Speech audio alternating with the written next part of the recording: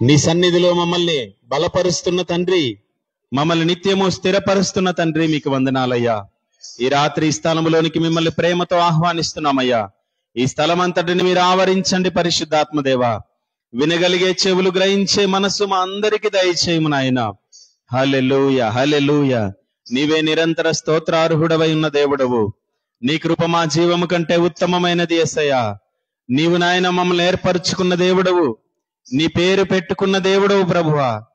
అయ్యా, నీవు మాతో ఉన్నావన్న ధైర్యము తప్ప, నీవు మాతో ఉన్నావన్న ఆశ తప్ప ఇంకొకటి ఈ లోకములో మాకు లేదయ్యా. ఈ రాత్రి మిమ్మల్ని స్తుతిస్తూ ఉన్నాం ప్రభువా. మీరు మాకు దయచేసిన ప్రాణములను బట్టి, మీరు మాకు దయచేసిన సంఘములను బట్టి, మాకు దయచేసిన రక్షణను బట్టి మీ కృతజ్ఞతాస్తుతులు చెల్లిస్తున్నాము తండ్రి. దైవజనులకు ఇచ్చిన ఆరోగ్యాన్ని బట్టి వందనాలు. మీ సన్నిధానములు నిన్ను స్తుతించబోతూ ఉండగా అయా ప్రాణాత్మ దేహములతో మీకు లొంగిపోతున్నాం ప్రభువా. మిమ్మల్ని స్తుతించే మనస్సు మాకు ఇవ్వండి. మనస్సుతో ఆత్మతో నిన్ను పాడి గానము చేసే కృప మాకు దయచేయండి నాయన. హల్లెలూయా, హల్లెలూయా, హల్లెలూయా. ప్రతి ఒక్కరం దేవుణ్ణి స్తుతించుదాం. ఇది దేవుణ్ణి ఆరాధించే సమయం, దేవుణ్ణి మనం ఘనపరిచే సమయం. ప్రతి ఒక్కరము నోరు తెరిచి దేవుని నామాన్ని ఘనపరుద్దాం. ఆయన చేసిన మహాశ్చర్య కార్యములను బట్టి, ఆయన చేసిన శూర కార్యములను బట్టి ఆయన మహిమపరుద్దాం. యుద్ధ శూరుడు, సైన్యములకు అధిపతియగు తండ్రి మన దేవుడు. అటువంటి గొప్ప దేవుడైన రోషము కలిగిన మన తండ్రిని ఆరాధించుదాం. హల్లెలూయా, హల్లెలూయా. మనల్ని ఆత్మశక్తితో నింపే దేవుడు, నిరంతరం ఆయన స్తోత్రార్హుడైన దేవుడు. అందుకే ఆయనకు ఆరాధన, అందుకే ఆయనకి స్తుతి. యేసయ్య నామమునకే మహిమ కలుగును గాక, యేసయ్య నామమునకే ఘనత కలుగును గాక. హల్లెలూయా, హల్లెలూయా. జీవమా యేసయ్యా, ఆత్మతో నింపుమా, అభిషేకించుమా. జీవమా యేసయ్యా, ఆత్మతో నింపుమా, అభిషేకించుమా. స్తోత్రము స్తోత్రము యేసయ్యా, స్తోత్రము స్తోత్రము యేసయ్యా, స్తోత్రము స్తోత్రము యేసయ్యా, స్తోత్రము యేసయ్యా. ఆరాధన ఆరాధన ఆరాధన నీకే, ఆరాధన ఆరాధన ఆరాధన నీకే. మరొకసారి అందరం స్తోత్రము స్తోత్రము యేసయ్యా, స్తోత్రము స్తోత్రము. గొంతెత్తి అందరం కలిసి పాడదాం. స్తోత్రము యేసయ్యా, ఆరాధన ఆరాధన ఆరాధన నీకే, ఆరాధన ఆరాధన ఆరాధన నీకే. జీవమా యేసయ్యా, ఆత్మతో నింపుమా, అభిషేకించుమా.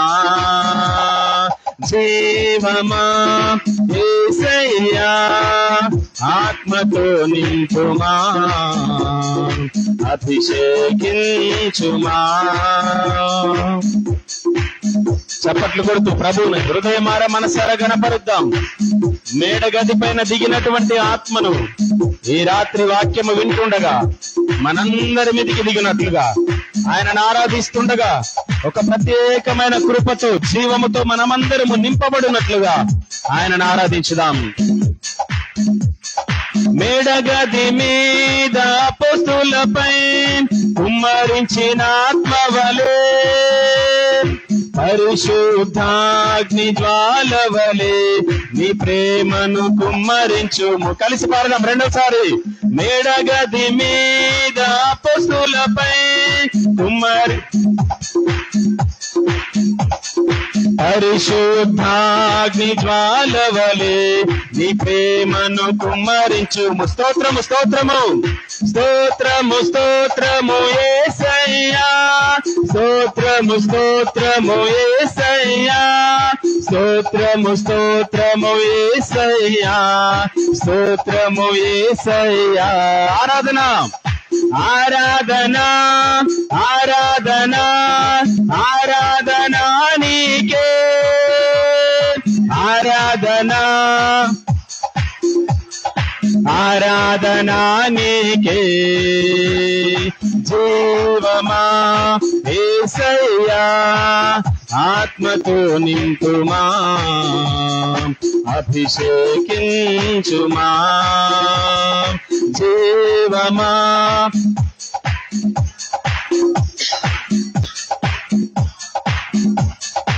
అభిషేకించుమా. అనుదినము ఆయన సేవలు మనల్ని వాడుకున్నట్లు విన్న వర్తమానములు, నేర్చుకున్న జ్ఞానం అనేక చోట్ల ఆయన కొరకు వాడినట్లుగా, ఆయన దివ్య సేవ కొరకు వాడమన్నట్లు మనం పాడుతూ ఆయన నామములు వేడుకుంటూ ఆయనను గణపరుద్దాం. అనుదినం నీ దివ్య సేవలో అభిషేకం దయచేయుమా, నలు దిశల సువార్త ప్రకటింప నీ ఆత్మను కుమ్మరించుము. అనుదినము నీ దివ్య సేవలో అభిషేకం దయచేయుమా, నలు దిశల సువార్త ప్రకటింప నీ ఆత్మను కుమ్మరించు. స్తోత్రం అందరం కలిసి. స్తోత్రము స్తోత్రము యేసయ్యా, స్తోత్రము స్తోత్రము యేసయ్యా.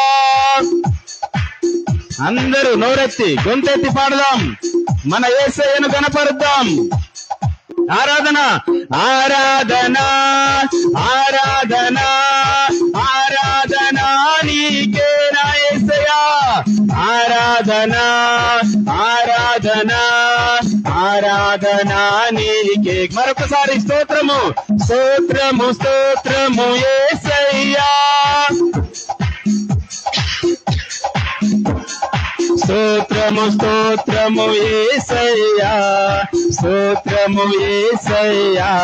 ఆరాధన ఆరాధన ఆరాధన ఆరాధన నీకే నా తండ్రి, ఆరాధన ఆరాధన ఆరాధన నీకే. జీవమా అందరం కలిసి.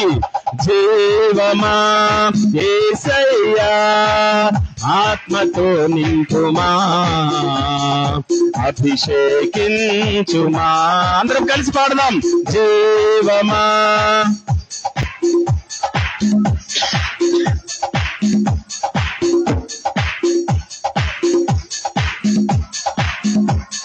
స్తోత్రము స్తోత్రము యేసయ్యా, స్తోత్రము స్తోత్రము యేసయ్యా, స్తోత్రము స్తోత్రము యేసయ్యా, స్తోత్రము యేసయ్యా. ఆరాధన ఆరాధన ఆరాధన నీకే నా యేసయ్యా, ఆరాధన ఆరాధన ఆరాధన నీకే. ఆరాధన ఆరాధన ఆరాధన నీకే. ఆరాధన ఆరాధన ఆరాధన నీకే. జీవమా యేసయ్యా, ఆత్మతో నింపుమా, అభిషేకించుమా.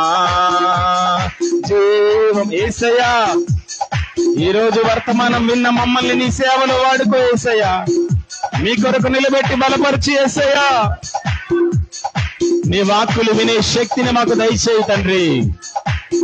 ఆత్మతో నింపుమా, అభిషేకించుమా, అభిషేకించుమా, అభిషేకించుమా. పరిశుద్ధుడైన మా తండ్రి, కృపగల దేవా, యుగములలో మరుగై ఉన్నటువంటి అనేకమైన సంగతులను మేము వింటూ ఉన్నాం, నేర్చుకుంటూ ఉన్నాం ప్రభువా. ఈ రోజు కూడా లోకము పుట్టినది మొదలుకొని మరుగై ఉన్న అనేకమైన విషయాలను మాతో తెలియజేయబోతున్నందుకు, నీ వాక్కులను వినుటకు అయ్యా మమ్మల్ని నీ మందిరములోనికి నడిపించినందుకు నీకు స్తోత్రాలయ్యా. నీ మాటలు వింటుండగానే మాలో వెలుగు కలుగునుగాక. నీ వాక్కులు మా త్రోవలకు వెలుగుగాను అయ్యా దీపముగాను ఉండునుగాక. దైవజనుల్ని మీరు శిలువ చాటును మరుగు చేసుకొని నూతనమైన అభిషేకముతో, నూతనమైన తలంపులతో అయ్యా నీ వాక్కులు మేము విందుముగాక.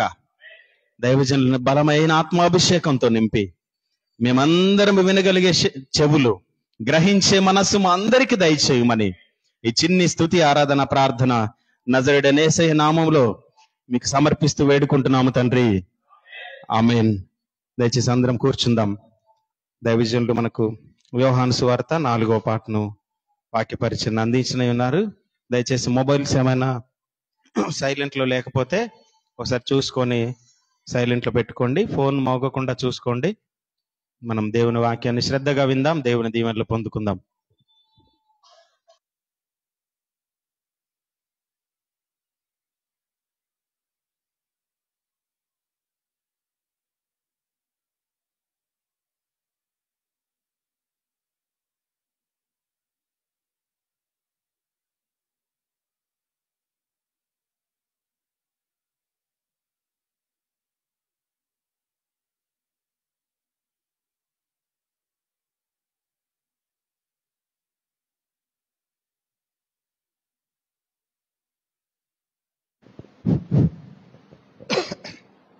Praise the Lord. హల్లెలూయా. దేవదేవుని మహాకృప చొప్పున ఈ దినమున యోహాను సువార్త 4వ భాగమును వినుట కొరకు వచ్చి ఉన్నాం. యథావిధిగా మన కుడి చేతిలోనికి పరిశుద్ధ బైబిల్ గ్రంథంలో తీసుకుందాం. ప్రార్థన చేస్తూ పాట పాడుతూ దేవుని కృప కొరకు ఎదురు చూద్దాం. హల్లెలూయా. వాక్యమును యాకోబుకు తెలియజేసిన వాడని, వాక్యమును యాకోబుకు తెలియజేసిన వాడని, ఏ జనముకి లాగునా చేసి ఉండలేదని, దేవునికి స్తోత్రము గానము చేయుటయే మంచిది. మన అందరము స్తుతి గానము చేయుటయే మంచిది.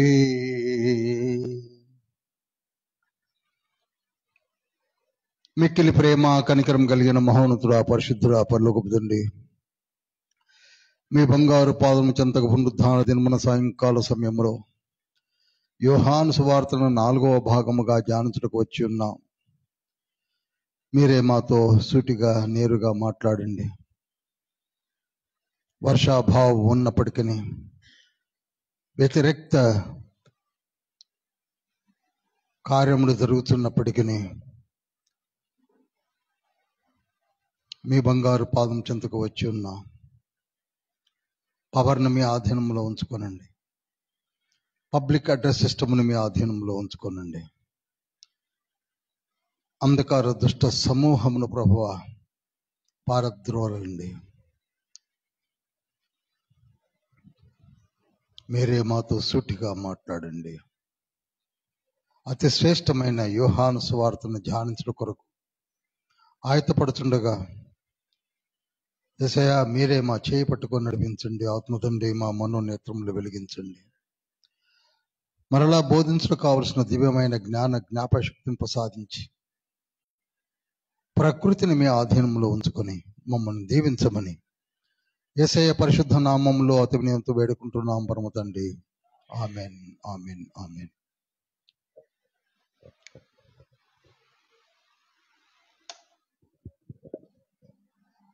గడిచిన దినములలో యోహాను సువార్త 3వ అధ్యాయమును మనము ముగించి వేసి 4లోనికి ఈ దినమున వెళ్ళవలసి ఉన్నది.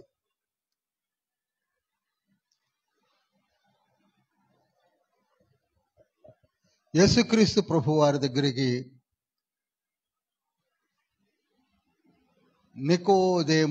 నికోడమస్ అంటారు ఇంగ్లీష్లో, ఆయన వచ్చాడు.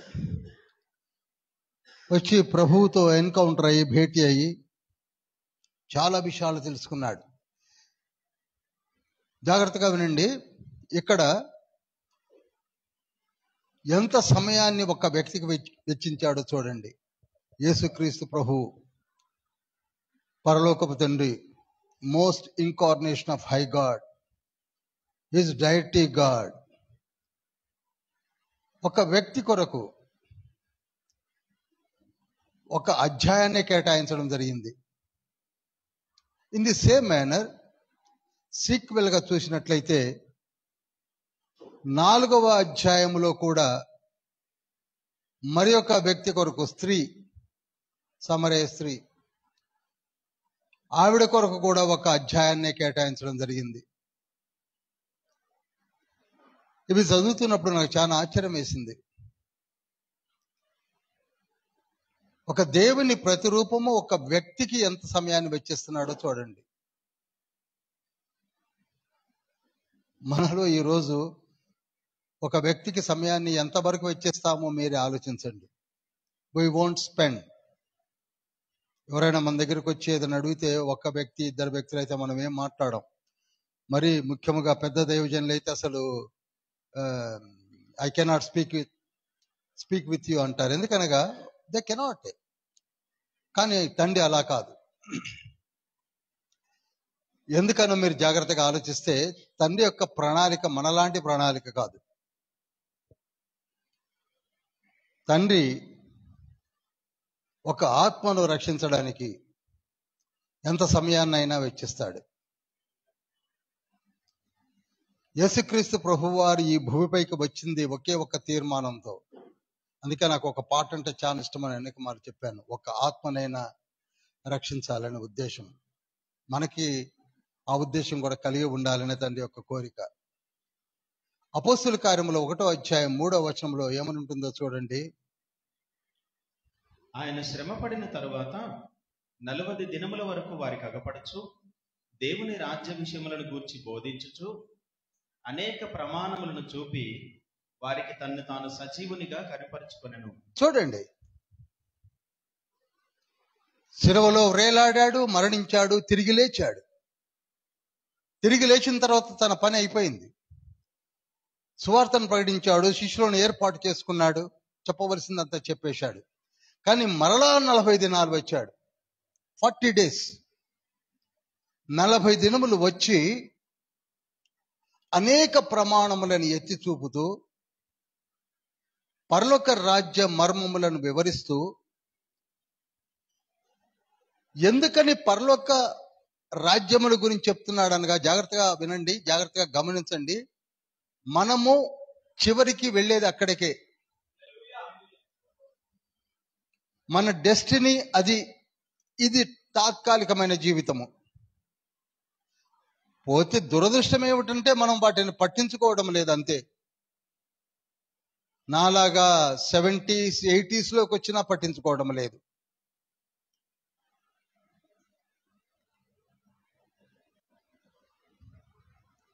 అందుకే 40 days ఉన్నాడు. 40 రోజులు మహిమా శరీరంతో, మట్టి శరీరాలతో మరలా ఏం చెప్తున్నాడు? సువార్తను. ఏం చెప్తున్నాడండి? సువార్తను ప్రకటిస్తున్నాడు. ఎక్కడ చూడవలసింది ఏమిటంటే సువార్తను. ఒక్కసారి మరలా నేను మీకు చదివి వినిపిస్తా చూడండి ఆ మాటలను.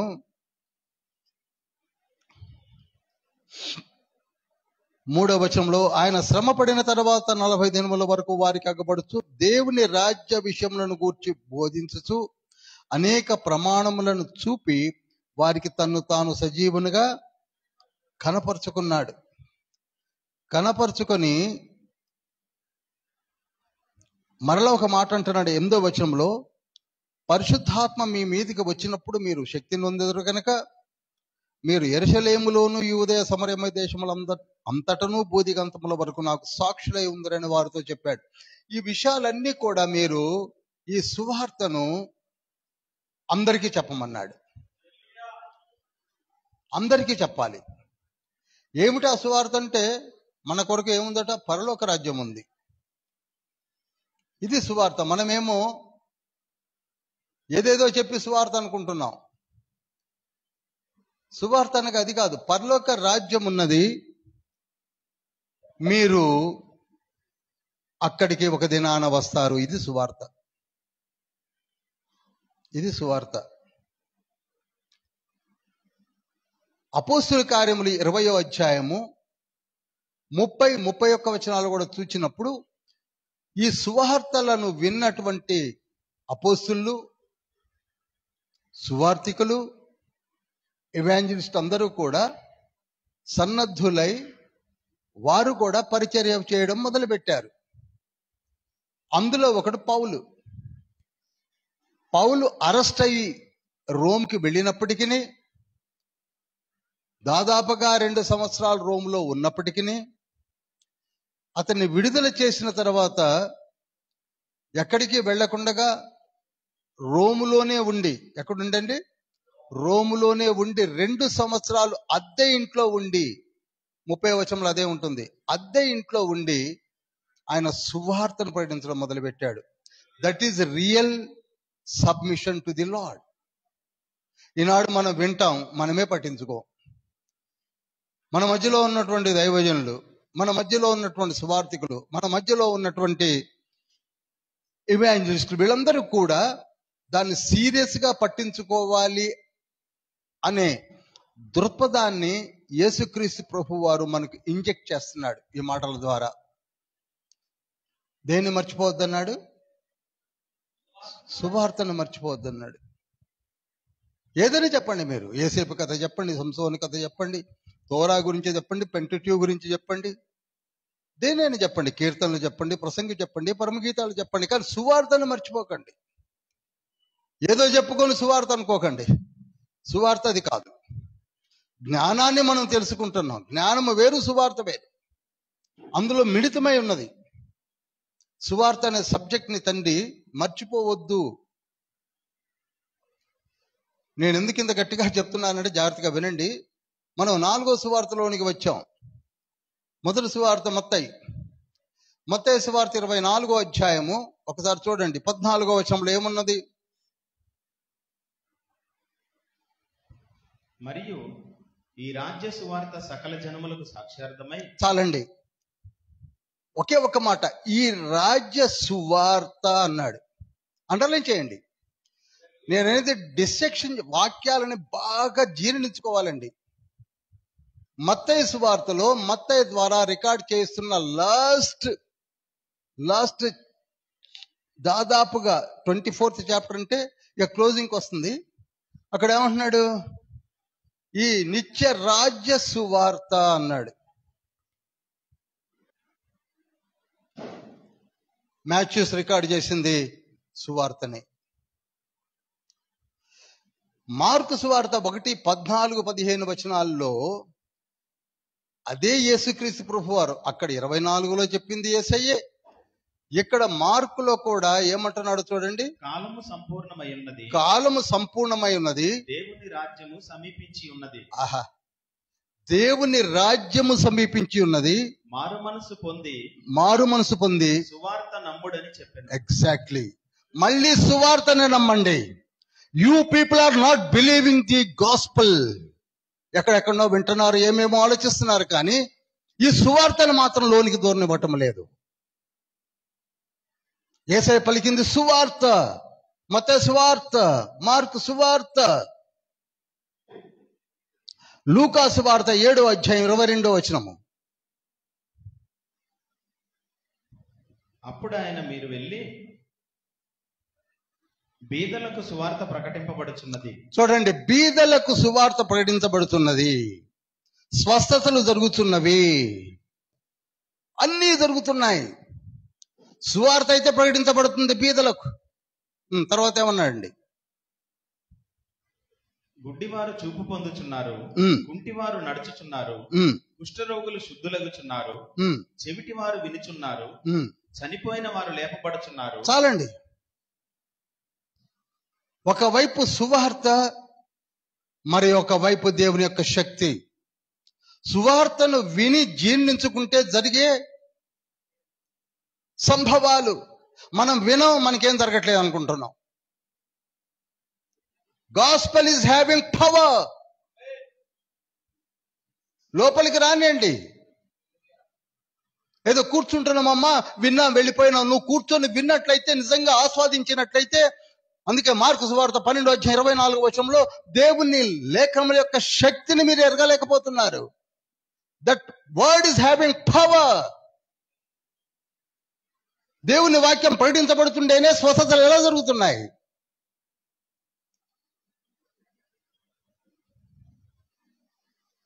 పవర్ ఉంది.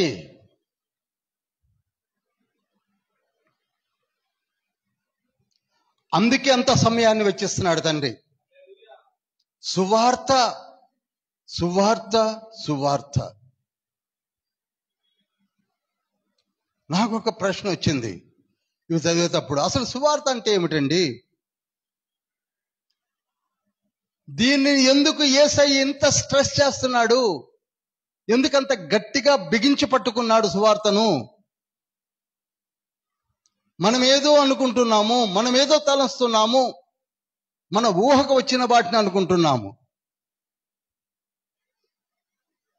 మత్తయి సువార్త 4:23 కూడా అవే మాటలు ఉంటాయి, చూడండి.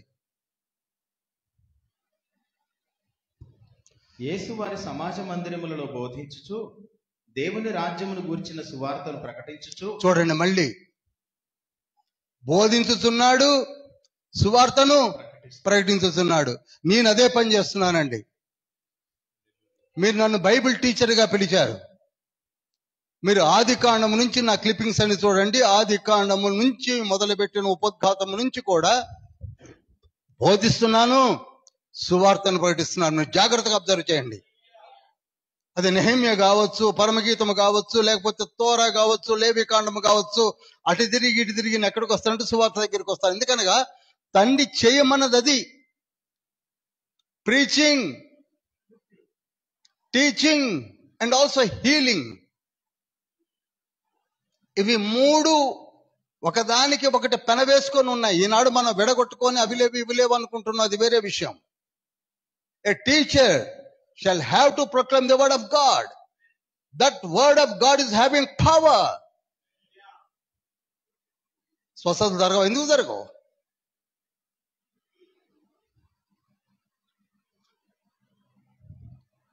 లూకా సువార్త 20:1 ఆ దినములలో ఒకనాడు ఆయన దేవాలయములో ప్రజలకు బోధించుచు సువార్తను ప్రకటించుచున్నప్పుడు ప్రధాన యాజకులను శాస్త్రులను పెద్దలతో కూడా ఆయన మీదికి వచ్చి. ఆగుదాం. సువార్తను ప్రకటిస్తే చాలండి, అందరి మీదకి వస్తారు. ఎప్పుడైనా గమనించండి, మనకి సువార్తలు అంటే పడదు. ఆ రోజులలో మీదకి వచ్చింది ఎవరు అనుకుంటున్నారు? ప్రధాన యాజకులు. ఎవరైతే చెప్పాలో, ఏ యాజకుడైతే చెప్పాలో ఆ యాజకుడు చెప్పక నిద్రించుతున్న తరుణములో యేసయ్య సువార్తను ప్రకటిస్తున్నాడు.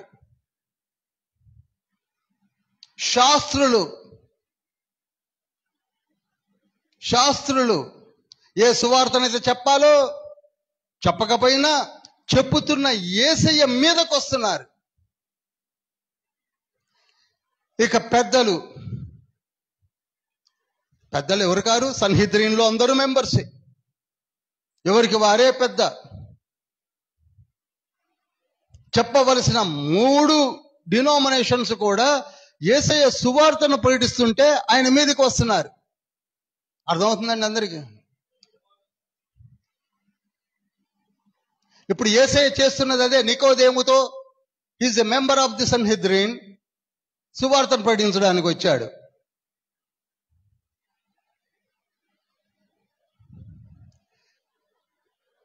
మీరు జాగ్రత్తగా గమనిస్తే యేసయ్య సమాజ మందిరములలో లేక సినగోగుల్లో బోధించేప్పుడు ఏ ప్రాబ్లం రాలా.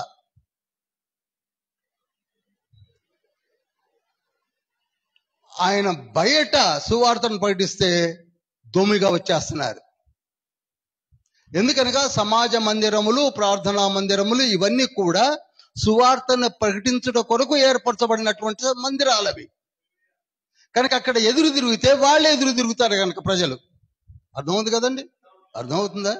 ఇప్పుడు నన్ను మీరు సువార్త చెప్పొద్దు అంటే ఇక్కడ ఉన్న వాళ్ళు ఎదురు తిరుగుతారు కనుక ఇక్కడ ఏం మాట్లాడరు. డోంట్ సే ఎవరు అనరు. ఎందుకనగా సమాజ మందిరాల్లో, ప్రార్థనా మందిరాల్లో యేసయ్య ఏది చెప్పినా అది మాట్లాడుకుంటూ ఉంటారు. బయట చెప్తే మాత్రం ఎగపడుతున్నారు. ఎందుకనగా స్ట్రెంగ్త్ ఫీబుల్గా ఉంటుంది, స్వాతంత్ర హక్కుతో ఏదైనా మాట్లాడుతున్నారు. వాళ్ళ ప్రధాన పరపతి పడిపోతుందని.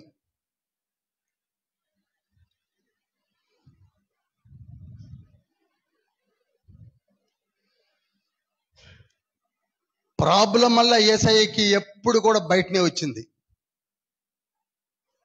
మీరు చదివే ఉంటారు, మనం ధ్యానించే ఉన్నాం. ఎందుకనగా ఒకసారి లూకాసు వార్త 4వ అధ్యాయాన్ని తీయండి,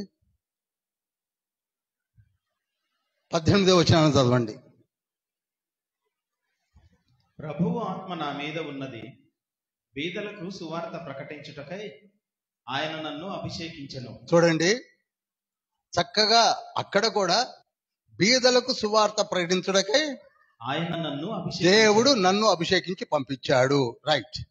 చెరలోనున్న వారికి విడుదలను, గ్రుడ్డి వారికి చూపును, కలుగునని ప్రకటించుటకును, నలిగిన వారిని విడిపించుటకును, ప్రభువు హితవత్సరము ప్రకటించుటకును ఆయన నన్ను పంపి ఉన్నాడు అని వ్రాయబడిన చోటు ఆయనకు దొరికెను. స్పష్టముగా ఈ మాటలన్నీ పలికినప్పుడు కాముగా వింటున్నారు. ఎందుకనగా బీదలకు సువార్త ప్రకటించబడుతున్నది, చెరలో ఉన్న వారికి విడుదల గావించబడుతున్నది, గుడ్డి వారికి చూపు వచ్చుతున్నది, నలిగిన వారు విడిపించబడుతున్నారు, ప్రభు హితవత్సరమును నేను ప్రకటించుతున్నాను, అందుకే ఆయన నన్ను పంపి ఉన్నాడు అన్నప్పుడు వావ్, బ్యూటిఫుల్ మెసేజెస్.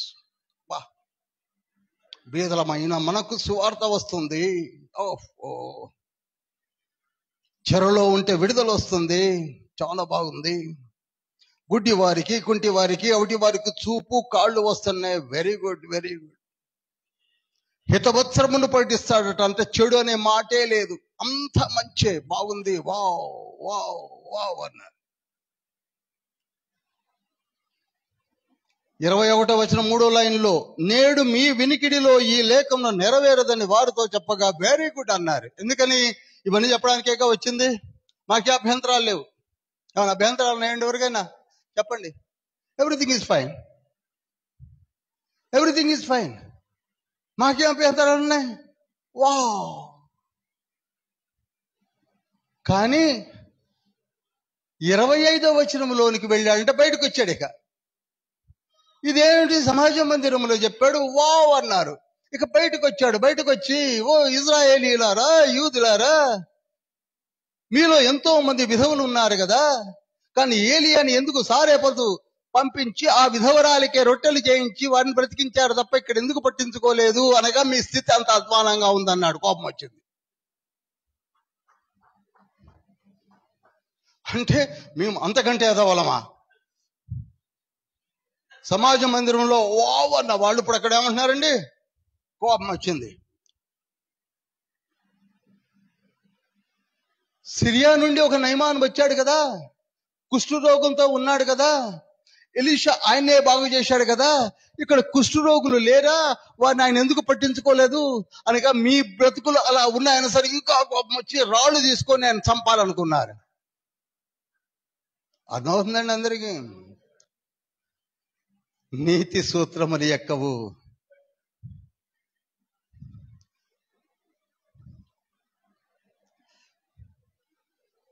అంతవరకు వావ్ అన్న వాళ్ళు ఇప్పుడు రాళ్ళు తీసుకొని, మీరు 4:25 నుంచి 29 వరకు చదివితే మీకు అర్థమైపోద్ది, నేను చెప్పాల్సిన అవసరమే లేదు.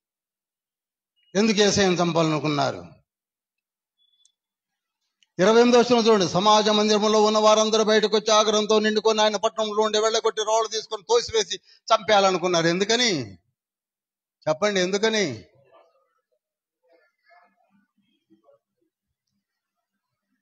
ఏదైనా స్ట్రైట్ గా చెప్తే పడదండి.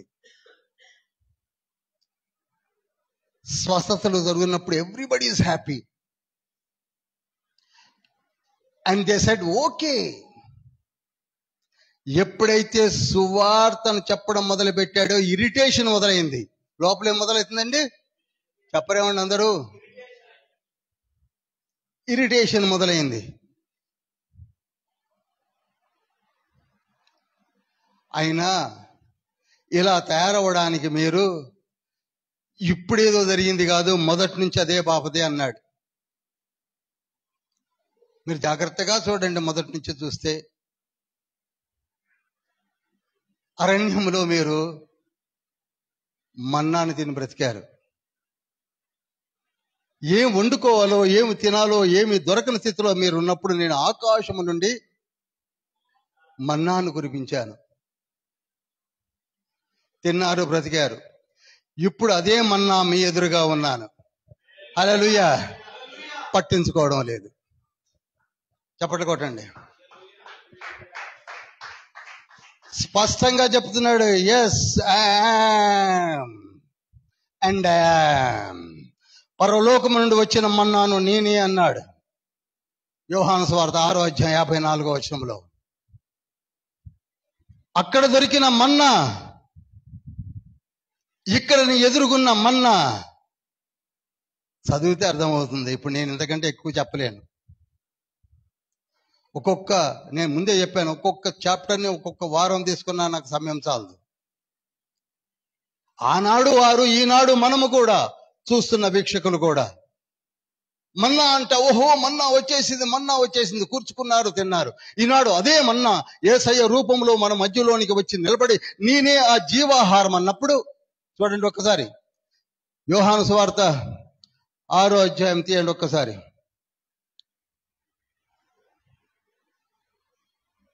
6వ అధ్యాయం 35వ వచనం చదువుతున్నాను చూడండి. అందుకు యేసు వారితో ఇట్లన్నాను, జీవాహారము నేనే, నా యొద్దకు వచ్చేవాడు ఏ మాత్రము ఆకలి కొనడు, నా యందు విశ్వాసం ఉంచేవాడు ఎప్పుడు దప్పికొనడు. ఇవి ఎంతవరకు మనం సీరియస్ గా తీసుకున్నామండి? చెప్పండి. యేసయ్య యొద్దకే వెళ్ళలేకపోతున్నాం. స్పష్టంగా చెప్తున్నాడు. 37వ వచనం చూడండి, ఇంకా ఇంపార్టెంట్. నా యొద్దకు వచ్చు అని నేను ఎంత మాత్రమో బయటకు త్రోసివేయను.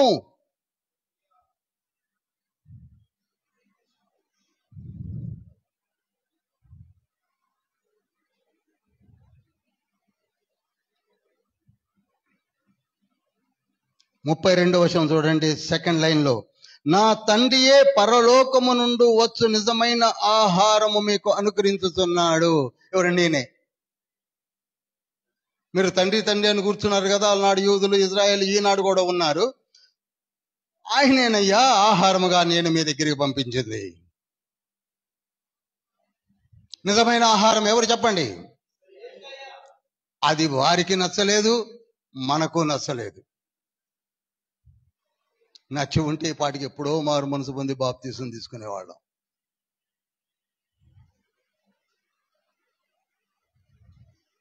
మీరు అరణ్యములో ఉన్నప్పుడు మీకు ముందుగా ఒక మేఘ స్తంభముగా దీపమై ఆయన నడిపించాడు. ఒక వెలుగుగా మిమ్మల్ని నడిపించాడు. అదే వెలుగు ఇప్పుడు లోకంలో మీ ఎదురుగా ఉన్నప్పుడు ఈ వెలుగును మీరు గ్రహించలేకపోతున్నారు అన్నాడు. అది ఎక్కడ? స్ట్రైట్ గా 8వ అధ్యాయం 12వ వచనంలో నేనే వెలుగును అన్నాడు. అది ఎక్కడ?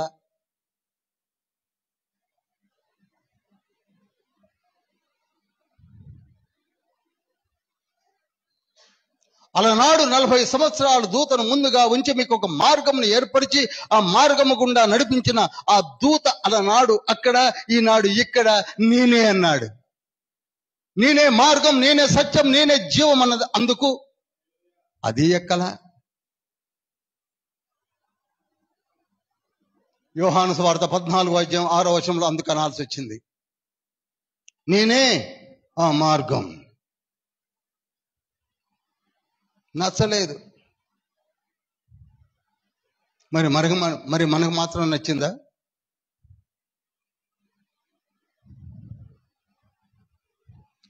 యేసయ్య చెప్పినది మూడు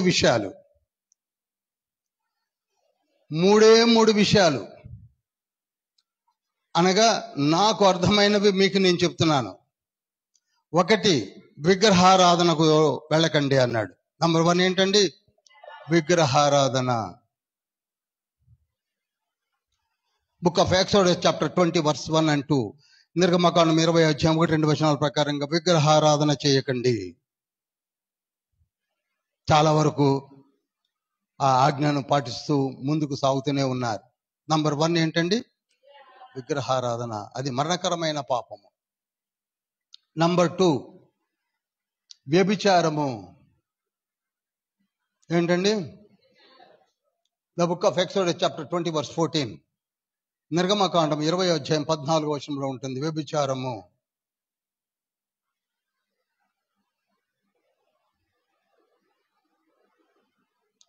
అప్పుడు చెప్పినా వారికి నచ్చలేదు, ఇప్పుడు చెప్పినా మనకు నచ్చదు. అసలు ఈ రోజులలో మనుషులను పూర్తిగా ట్రాప్ లోకి లాగి నాశనం చేస్తున్నదే వ్యభిచారము.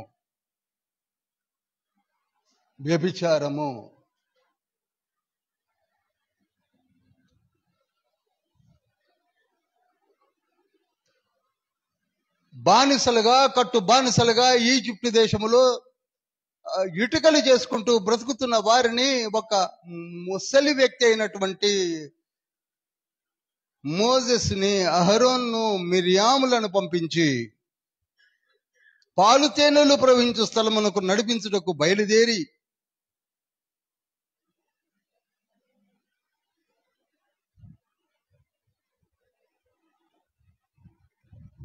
నేను ఎందుకు ఆగాను మీ అందరికి అర్థమై ఉండొచ్చు. ఆగాను.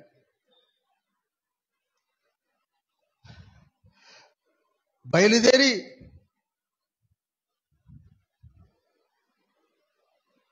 ఎక్కడికి వస్తున్నారు? పాలు తేనెలు ప్రవహించు స్థలానికి వస్తుంటే ఎక్కడ దారిలో మౌకా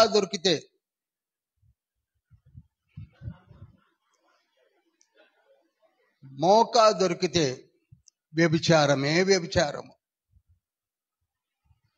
సంఖ్యాకాండం 25:1-7 తర్వాత చదవండి.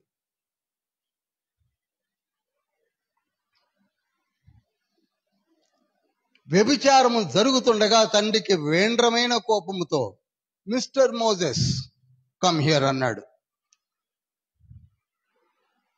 అయ్యా, మొత్తం నాశనం అయిపోతుంది. 25:9 ఆ రోజు 24,000 మంది వ్యభిచారముతో చచ్చిపోయారు. ఎంతమంది అండి? ఏం లస్ట్ఫుల్ లైఫ్ అండి. వాళ్ళకి భార్యలు లేరా? ఉన్నారు. వాళ్ళ కుటుంబాలు లేవా? ఉన్నాయి.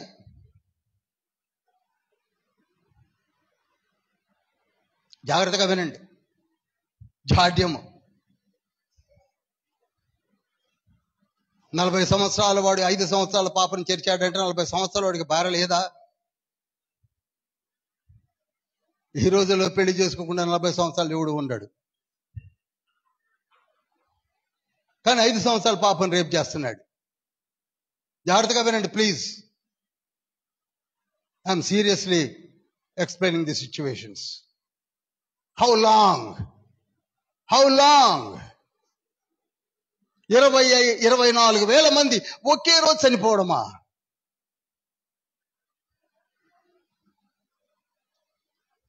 కొట్టుకు తెస్తున్నారండి శరీరేచ్ఛలను. చేసేది ఏమిటి? వచ్చింది దేనికి? చేస్తున్నది దేనికి?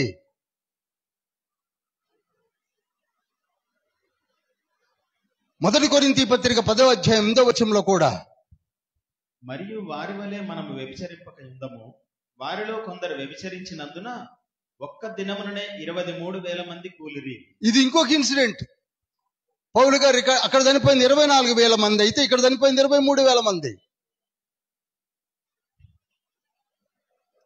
వద్దన్నందుకు ఎన్నే ఎంబ్రేలు కూడా మోష మీద తిరగబడ్డారు. నోట్ చేయండి చాలు. వ్యభిచారము వద్దనంటే మీరు తిరగబడతారు. వాళ్ళు ఎలాగూ రారు, అందులో డౌటే లేదు. when there is no life at all, ఎవరికి ఎవరు?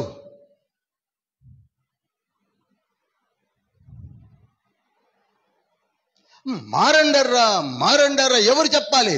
యేసయ్య చెప్పింది అదే. సువార్త అంటే ఏంటి? పౌలు గారు చెప్పింది ఏమిటి?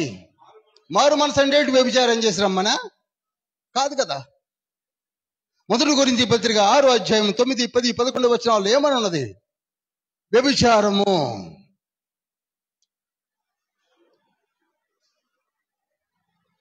దొంగతనము, విగ్రహారాధన, పెద్ద లిస్టే ఉంది. దేవుని రాజ్యమునకు వారు వారసులు. అక్కడ దాకా ఎందుకండి? ప్రకటన గ్రంథం 22వ అధ్యాయం 15వ వచనంలో కూడా కుక్కలు, మాంత్రికులు, వ్యభిచారులు, లాస్ట్ చాప్టర్ దీనికి కోపాలు వస్తాయి.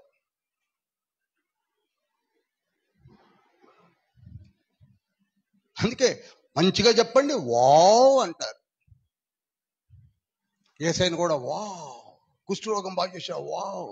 చనిపోయిన వాళ్ళు ఆఫ్ చేశారు, వెరీ గుడ్. కుష్ఠరోగం బాగైందా, వెరీ గుడ్. మారు మనసు పొందమంటే నో.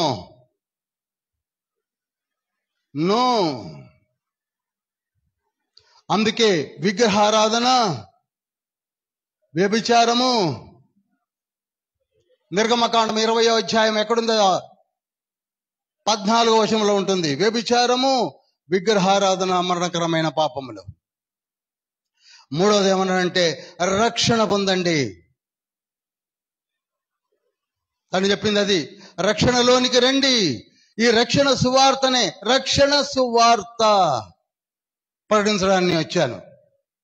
రక్షణ సువార్త.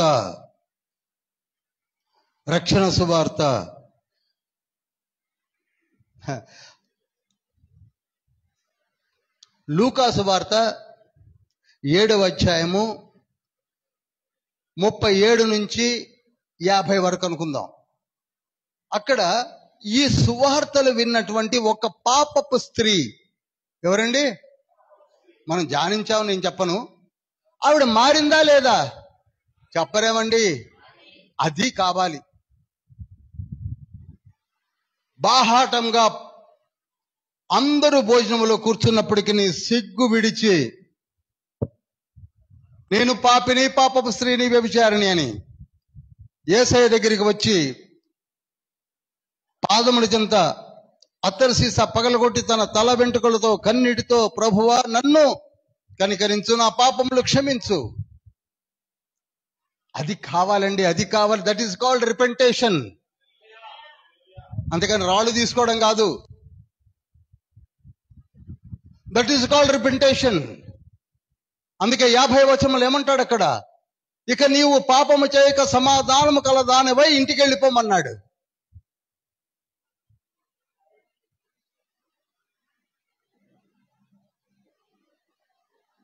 ఇక రెండవ స్త్రీ,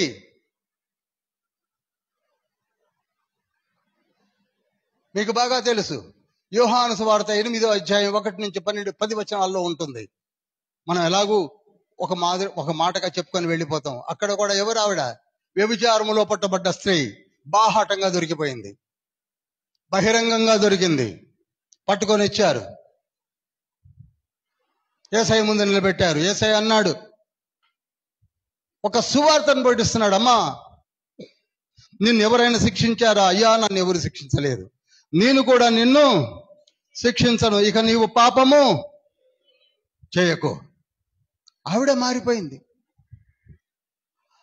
అందరము పాపులమేనండి, ఏ భేదము లేదు, అందరూ పాపులే. పాపములో నుండి బయటికి రావాలని తండ్రి ఏర్పరిచాడు, అంతేగాని మేము పాపంలో ఉంటాం, పాపులమే, మేము పాపులమే, పాపంలో జీవిస్తాం, పాపంలో తెస్తాం, ఏ ఒక్క మంచోడు లేడు, ఎవడు లేడు, యేసయ్యలు 1000 మంది వచ్చినా మేము మారం. No no no, it's not correct. ఆయన వచ్చిందే మనల్ని మార్చడానికి. ఒక మాట చెప్తాను, మారు మనసు పొందినవాడు పాపం అనే మాట వినటానికే భయపడతాడు. If it is real baptism or real renovation of your mind, పాపం చేయడం కాదు, పాపం అనే మాటకే భయపడతాడు. చెప్పండి, కొట్టండి. ఎందుకు దూరడం కాదు, దూరడానికే భయపడతాడు. నీ లోనికి తలంపు వస్తేనే భయపడతాడు. మత్తయి సువార్త 5వ అధ్యాయం 27, 28 వచనాలు అదే అన్నాడు, మీరు వ్యభిచారం చేయనక్కర్లేదు, ఆ తలంపు నీలోనికి వస్తేనే నువ్వు భయపడతావన్నాడు. అంత గొప్ప తండ్రి మనకుంటే ఎవరు లేరు బ్రదర్, నేను చేస్తూనే ఉంటాను. ఏం నువ్వు చేసేది బ్రదర్? అసలు నువ్వు చేస్తున్నావు, నీకు మారు మనసు లేదు, బాప్తిస్మం లేదు, ఏమీ లేదు.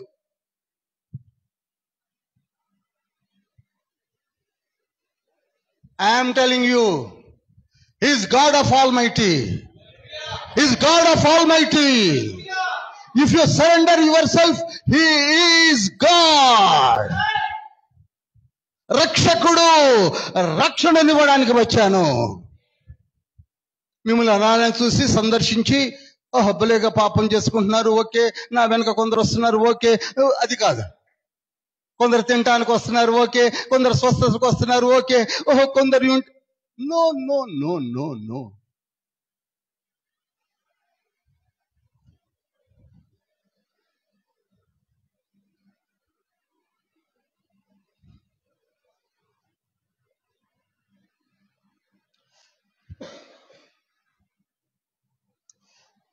ఏది చెప్పడానికి వచ్చాడు చెప్పాలనా? అలనాడు వారితో, ఈనాడు మనతో, ఏ దేవునైతే మీరు పోగొట్టుకున్నారో ఆ దేవుడే ఇప్పుడు మీ ముందు నిలబడ్డాడు. చెప్పండి, కొట్టండి. అలనాడు మీరు ఏ దేవుణ్ణైతే పోగొట్టుకున్నారో ఆ దేవుడే వచ్చి ఇప్పుడు మీ ముందు నిలబడి ఉన్నాడు.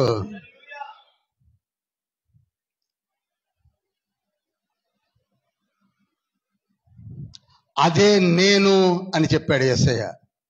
అదే నేను, I am and I am.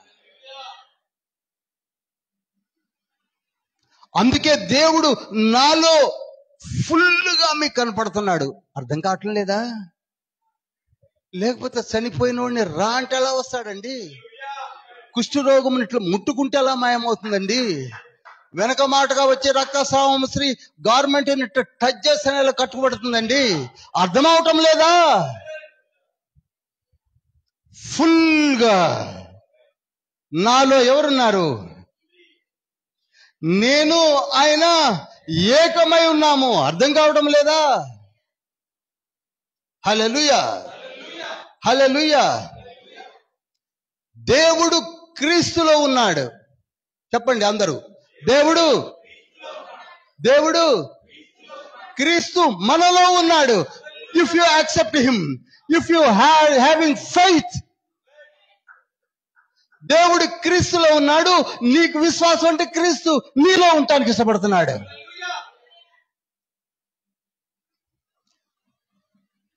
ఎప్పుడైతే విశ్వసిస్తామో మనము కూడా క్రీస్తులో ఉంటామో. అందుకే రోమీయులకు రాసిన పత్రిక 8వ అధ్యాయం 1వ వచనంలో మనమందరము క్రీస్తు నందు ఉన్నాము కనుక ఏ శిక్షా విధి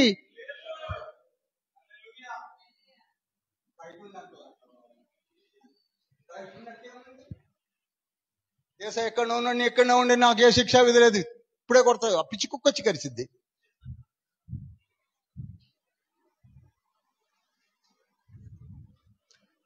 దేవుడు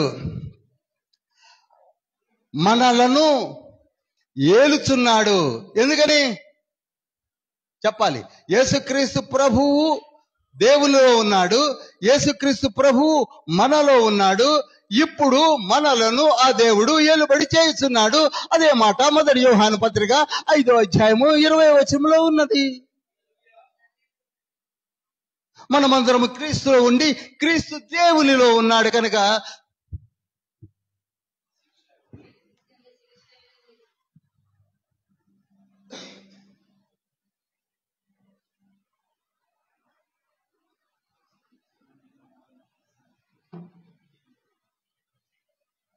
అందుకే కీర్తనకారుడు అన్నాడు 91వ కీర్తనలో, మహోన్నతుని చాటున నేనున్నాను కనుకనే సర్వశక్తిని నీడన విశ్రమించుతున్నాను అన్నాడు.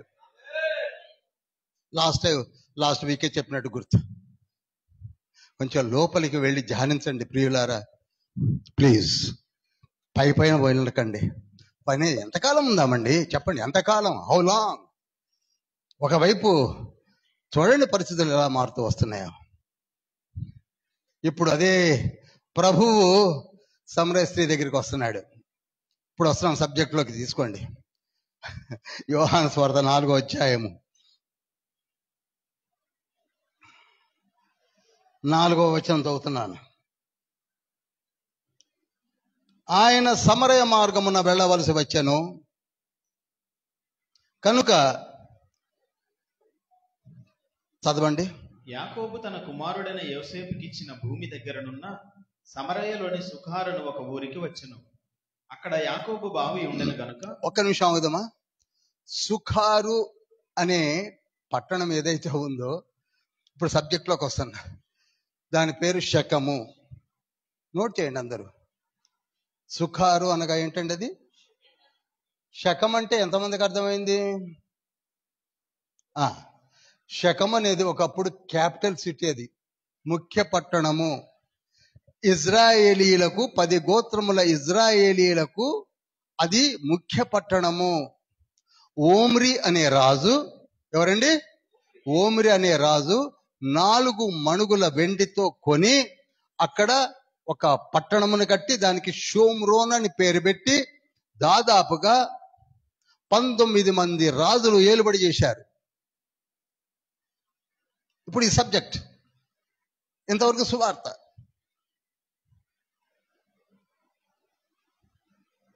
పంతొమ్మిది మంది రాజులు ఏలుబడి చేశారు. అటువంటి షోమ్రోను ఎక్కడికి దిగజారిపోయిందో చూడండి.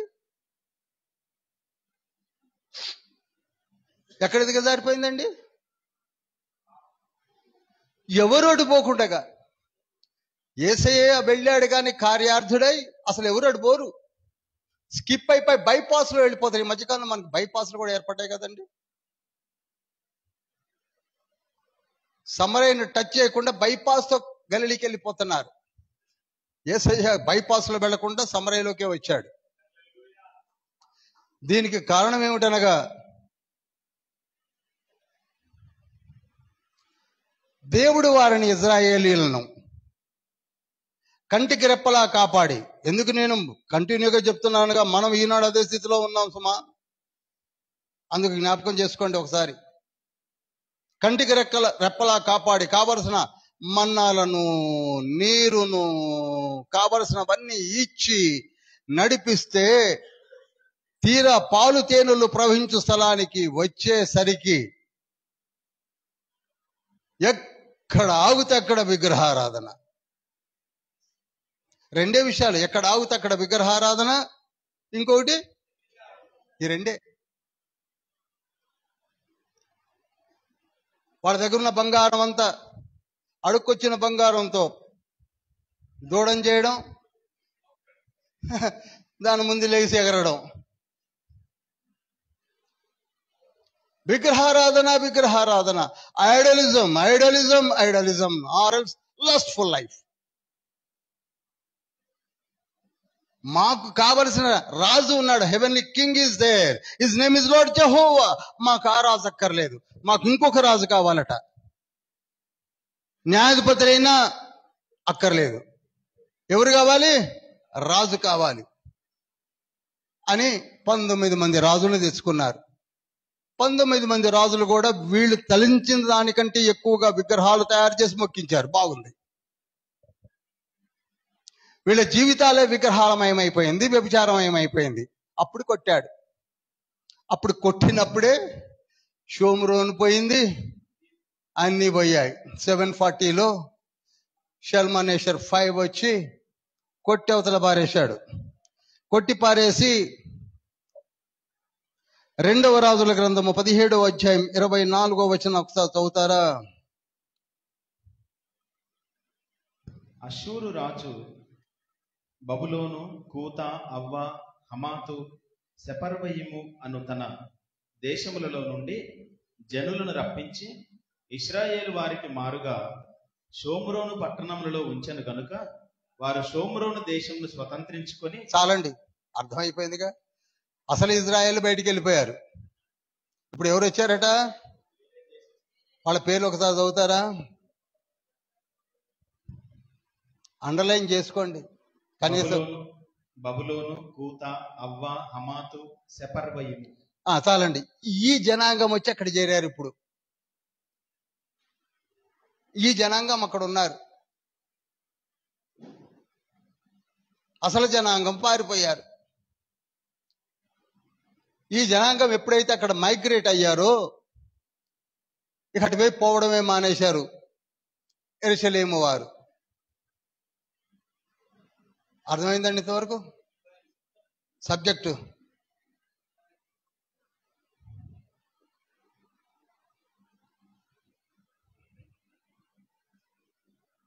అప్పుడు యేసయ్య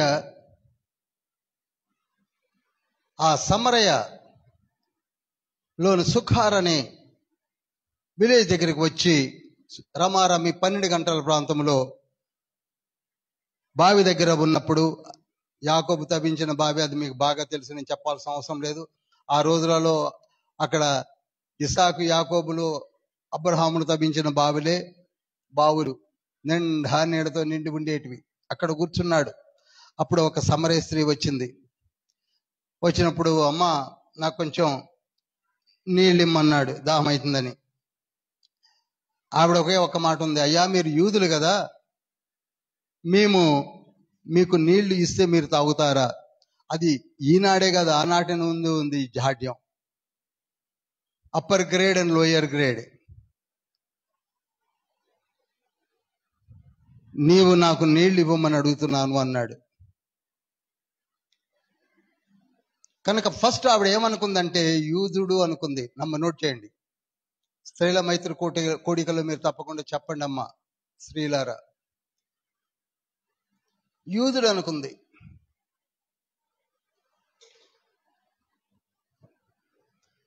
అప్పుడు యేసయ్య అన్నాడు,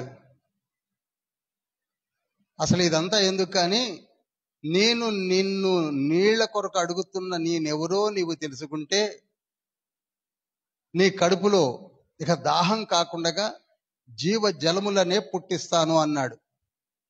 అబ్బా, ఇదేదో బాగుందయ్యా, నాకు అట్లాంటి నీళ్లు కావాలా అని అడిగింది. ప్రతిసారి నేను ఊరు నుంచి రావడము, ఈ బావి దగ్గర తోడుకోవడము, ఆ లోతైన బావిలో బొక్కెన వేయడం, ఇదంతా ట్రబుల్సమ్ గా ఉంది.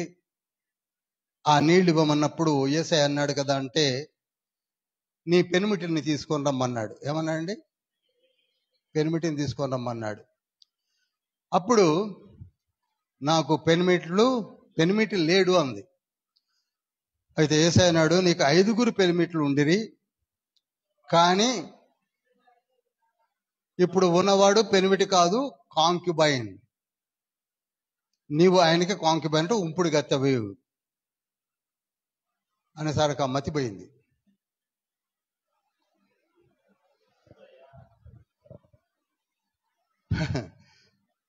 పెనిమిట్ల గురించి చెప్తే పర్వాలేదు, కానీ అసలు పెనిమిట్లు కూడా కాని వాడితో నువ్వు ఉంటున్నావు అనేసరికి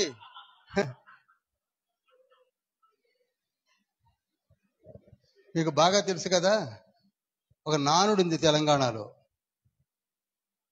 ఒక ఆవిడ కూర్చొని ఉందట, ఏదో 4-5 స్త్రీల మధ్యలో కూర్చొని తన సూది పోయిందట. ఏం పోయిందండి? సూది పోతే కొనుక్కుంటే పోద్ది కదా, రూపాయి బారేసి 4-5 సూదులు దొరుకుతాయి బయట. స్త్రీల మధ్యలో కూర్చొని ఉండి ఈ లోపల సోది ఆమె పోతుంటే సోదాం ఎట్లా అందాడు. సూది గురించి సోది చెప్పమని, అమ్మ నా సూది పోయింది, సోది చెప్పమంటే ఆ సోదె గత్తి ఏం చెప్పిందంటే ఈమె రంకుతనం బయట పెట్టిందట. సంసారమే పోయింది. ఆ నానుడే వచ్చింది, సూది కొరకు సోదె చెప్పించుకుంటే ఉన్న సంసారం పోయిందని. అట్లనే నాకేదో నీళ్లు కావాలి, కడుపులో నిత్యం ఉండేట్టుగా అంటే యేసయ్యకి ఏం తెలుస్తుందిలే, ఆ నీళ్ళు ఇచ్చేసి వెళ్ళిపోతాడు. పాపం ఆయన అమాయకుడిలా కనపడుతున్నాడు చూస్తే. ఓన్లీ 30 ఇయర్స్ పాస్టర్ కదా, ఏం కాదులే అనుకుంది. తీరా చూస్తే అసలు మొత్తం బయటికి వస్తుంది హిస్టరీ అంతా. నీకు 5 భర్తలు ఉన్నారు తెలుసా అమ్మా? ఈ సంగతి ఎవరికి తెలియదు. ఎంతమంది మార్చిందో తెలియదు. కనుక తెలిసిపోయింది. ఇప్పుడు ఉన్నవాడు నీ భర్త కాదంటే ఉంచుకున్నావు అని చెప్పాడు. వెంటనే అయ్యా నువ్వు మామూలోడి కాదు ప్రవక్త. ఏమందన్నప్పుడు నువ్వు మామూలోడి కాదు ప్రవక్త అంది. ఇప్పుడు రెండోది నోట్ చేయండి. అన్ని విషయాలు బయట పెట్టేసరికి ప్రవక్త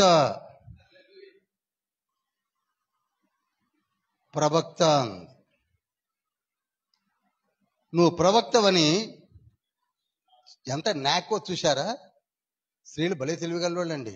ఇక సబ్జెక్ట్ కంటిన్యూ కాకుండా డైవర్ట్ చేసి మా వాళ్ళు ఈ కొండ మీద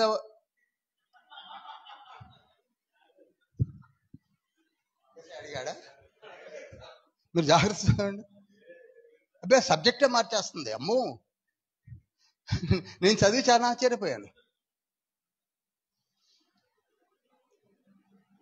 చూడండి, మళ్ళీ చదివి వినిపిస్తాను మీకు. ఎంత క్లారిటీగా ఉంటుందో చూడండి. మీరు బాగా అందుకే పరకాయ చేసి చదవండి. మామూలుగా చదువుకుంటూ పోకండి. ఏది అర్థం కాదు. నేను మళ్ళీ చెప్తున్నాను. ఇక క్వశ్చన్లు వేసుకుంటూ కూర్చోవడం తప్పే ఉండదు. చూడండి, నాకు పెనిమిటి లేడని నీవు చెప్పిన మాట సరియే. నీకు 5 పెనిమిట్లు ఉండేవి. ఇప్పుడు ఉన్నవాడు నీ పెనిమిటి కాడు, సత్యమే చెప్పితివి అన్నాడు. అప్పుడు ఆ స్త్రీ, అయ్యా నీవు ప్రవక్తవని గ్రహించుచున్నాను అంది. ఇప్పుడు ఏమంది? 20 మా పితరులు ఈ పర్వతం. ఇది అవసరమా? సబ్జెక్ట్ డైవర్ట్ చేసేస్తుంది. మా పితరులు ఈ పర్వతమందు ఆరాధించారు గాని ఆరాధింపవలసినది యెరూషలేములో ఉన్నదని మీరు చెప్పుదురని ఆయనతో అనగా యేసయ్యతోటే. అసలు ముందు ఆరాధన సంఘం పక్క గుంచు, నీ స్థితిని ఆలోచించు అన్నాడు. ఈనాడు మన స్థితి కూడా అదే. అర్థమవుతుందండి? హల్లెలూయా, హల్లెలూయా. అక్కడ ఆ స్త్రీ మాట్లాడింది ఒక కొండ మీద కట్టబడిన ఒక ఆలయం గురించి. నోట్ చేయండి. ఆ కొండ పేరు గెరాజిం.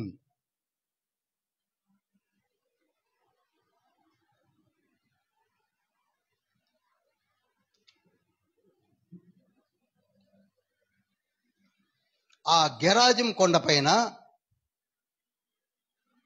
ఒక ఆలయమును కట్టుకొని అక్కడ వీరు ఆరాధిస్తున్నారు. ఎవరు? అక్కడ ఉన్నటువంటి ఇజ్రాయేలు కానివ్వండి, యూదులు కానివ్వండి, సింపథైజర్స్ కానివ్వండి, ఎవరైనా కానివ్వండి. చాలా వరకు ఇది ఒక డౌట్ ఏమిటంటే, ఆ కొండ అన్య దేవతలదా లేక యెహోవా తండ్రిదేనా అనే డౌట్ ఉంది. నేను చెప్తున్నాను, అది యెహోవా తండ్రిదే. యెహోవా నామమునే ఆరాధనకి పెడుతున్నారు. నోట్ చేసుకోండి. అయితే ఆవిడేమన్నదంటే, మీరు అనగా యూదులు మరి ఎక్కువగా ఆ యెరూషలేములో ఉన్నటువంటి ఆలయంలో పోయి ఆరాధన జరిగిస్తారు అని చెప్పినప్పుడు యేసయ్య అన్నాడు, ఏమన్నాడు? ఎక్కడ కాదు, అక్కడ కాదు, ఆరాధించు స్థలము ముఖ్యము కాదు. అయినా మీ ఆరాధన క్రమము వేరు, యూదేలో జరిగే ఆరాధన క్రమము వేరు. ఎక్కడ ఏ క్రమం ఉన్నప్పటికీ, ఇప్పుడు అందాకెందుకు 5000 registered churches are there, front line churches are there. వాళ్ళందరూ ఆరాధించే విధము ఒకటిగా లేదు. ఇప్పుడు మన ఆరాధన ఒకలాగా ఉంటుంది, పక్కన ఇంకొక చర్చిలో ఆరాధన ఇంకొకలాగా ఉంటుంది, సిఎస్ఐ ఇంకొకలాగా ఉంటుంది, పెంతెకోస్తు ఇంకొకలాగా ఉంటుంది. ఎవరి క్రమం వారికి ఉంటుంది. కానీ ఆరాధించే తండ్రి మాత్రం ఒక్కడే. ఆయన ఎవరు? యేసయ్య. యేసయ్య. ఆ యేసయ్యను ఆత్మతో సత్యముతో దీన్ని కూడా వంకరగా తీసుకెళ్ళిపోయారు. మనం చాలా తెలివిగల వాళ్ళమండి. ఆరాధించు తండ్రికి, ఆరాధించు దేవునికి మనసా వాచా కర్మణ అంటే నీ ఆత్మతో, నీలో ఉన్న ఇన్నర్ మోస్ట్ స్పిరిట్ తో, లేక నీ ప్రాణముతో. 103వ కీర్తనలో ఏముంది? ప్రాణమా ప్రాణమా అనగా అక్కడి నుంచి రావాలి. మార్కు సువార్త 12:30 ఉంది. నీ పూర్ణ ఆత్మతోను, నీ పూర్ణ బలముతోను, నీ పూర్ణ శక్తితోను ఆరాధించాలి. ఆరాధన అనేది ఆత్మలో నుంచి రావాలి, అంతేగాని పెదవులతో కాదు.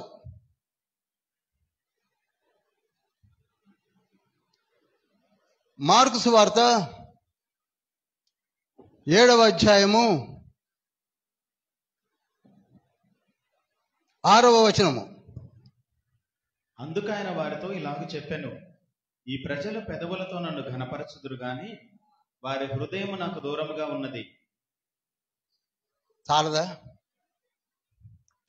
అది కాదు చేయవలసిందని యేసయ్య అక్కడ పలికింది యేసయ్యే, ఇక్కడ చెప్తున్నది యేసయ్య. మనము కూడా ఈనాడు పరిశుద్ధ ఆలయములోనికి వచ్చిన తర్వాత పాడే పాట కానీ, చదివే పాఠములు కానీ, కీర్తించే నోరు కానీ, ఇవన్నీ కూడా మనసా వాచ కర్మణ చేయవలసింది పోయి లిప్ మూమెంటల్ స్థితిలోనికి దిగజారిపోయాం.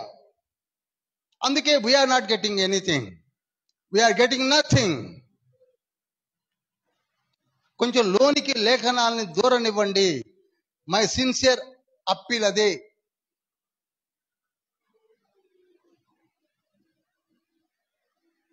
ఆత్మతోనేసరికి ఇంకొక రూపేణ పోయి అసలు దేవునికి అసలు రూపమే లేదన్నారు.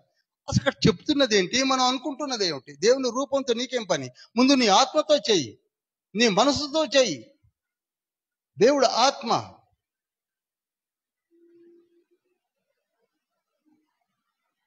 అసలు సంగతుల్ని పక్కకి స్కిప్ చేయడంలో మనమే హైయెస్ట్ ర్యాంకులో ఉంటాం. నీ మనసును కాన్సన్ట్రేట్ చేసి ఆత్మతో నీవు నీ తండ్రి అయిన దేవుని, ఎక్కడైనా ఉండండి, మీరు ప్రార్థన చేయండి. God is searching for the abode, don't forget. మళ్ళీ చెప్తాను, God is searching for the abode, we are his abode. మనమే ఆయన ఆలయమై ఉన్నాము. ఆలయములో నీ హృదయమును నీవు దేవునికే సమర్పింపలేని ఆలయమై ఉన్నాం మనం. 1 కొరింథీ 3:16 అదే మాట ఉంది. ఆయనే నీలో ఉండటానికి ఇష్టపడుతుంటే నీవు ఎటువంటి ప్రార్థన చేయాలి?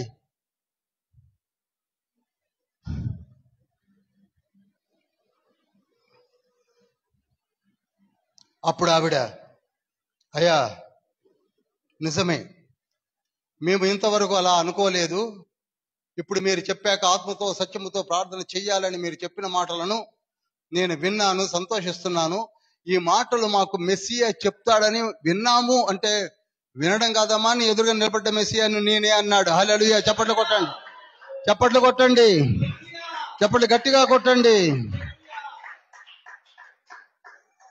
ఇంకా విన్నామంటనే వెంటనే ఎదురుగా నిలబడ్డది నేనే. అప్పుడు 29వ వచనం చూడండి, 4:29లో, నేను చేసినవన్నీ నాతో చెప్పిన మనుష్యుని చూడుడి. అంటే నా కంప్లీట్ స్థితిని అది నేను వివరించలే, అంత చెప్పిన ఈ మనుష్యుని చూడండి, ఈయన క్రీస్తు కాడా అని తన గ్రామంలోనికి కుండని వదిలివేసి, ఇది మాత్రం బాగా ఎక్స్ప్లెయిన్ చేస్తాం. మనోళ్ళు భలే చెప్తారండి, కుండ అక్కడ పగిలిపోయిందట, ఏదేదో చెప్తారు. ఆ కొండ పగుడు సంగతి వదిలిపెట్టి మన హృదయం పగలాలి. కుండ పగిలిపోయిందట, కుండ ఉదేశిందట, నీళ్లు అరే ముందు నీ హృదయం పగలాలి. అక్కడ హృదయం పగిలిపోయి పరిగెత్తి అందరికీ చెప్పింది, సువార్తను ప్రకటించింది. ఈనాడు స్త్రీలారా, ఈ స్త్రీ చేసిన కార్యం చూడండి. నేను యేసయ్యను చూశాను, మెస్సియాను చూశాను. అప్పుడు ప్రజలందరూ పరిగెత్తుకుంటూ వచ్చారు, బిలబిలమంటూ వచ్చారు, యేసయ్యని రిక్వెస్ట్ చేశారు. యేసయ్య 2 దినాలు ఉన్నాడు. ఎన్ని దినాలు ఉన్నాడండి?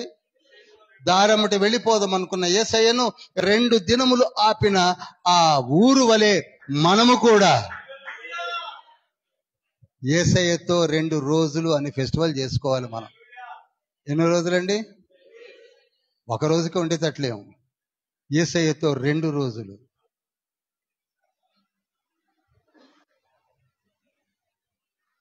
నేను జరిగించాను యేసయ్యతో 1 రోజని, ఇక్కడ కూడా జరిగిందట. మర్చిపోయానైతే. యేసయ్యతో 2 రోజులు 2 రోజులు కూడా జరిగించాను. నాకు కొంచెం మతిమరుపు ఉందిలేండి. యేసయ్యతో 2 రోజులు కూడా జరిగించాను. హల్లెలూయా, హల్లెలూయా. ఇప్పుడు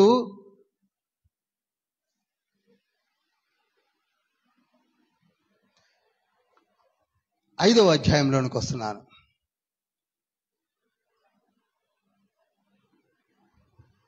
5వ అధ్యాయంలోనికి వస్తున్నాను. 5వ అధ్యాయం 1, 2, 3 వచనాలు చదువుతారా? లేదా 4 వచనాలు చదివినా మంచిది. అటు తర్వాత యూదుల పండగ ఒకటి వచ్చెను గనుక యేసు యెరూషలేమునకు వెళ్ళెను. యెరూషలేములో గొర్రెల ద్వారము దగ్గర హెబ్రీ భాషలో బెతెస్దా అనబడిన యొక్క కోనేరు కలదు. దానికి 5 మంటపములు కలవు.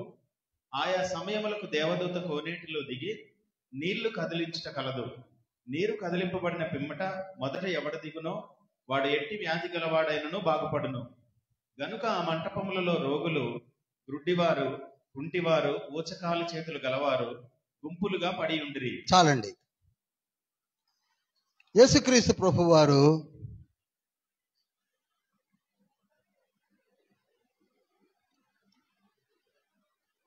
యెరూషలేముకు వచ్చాడు.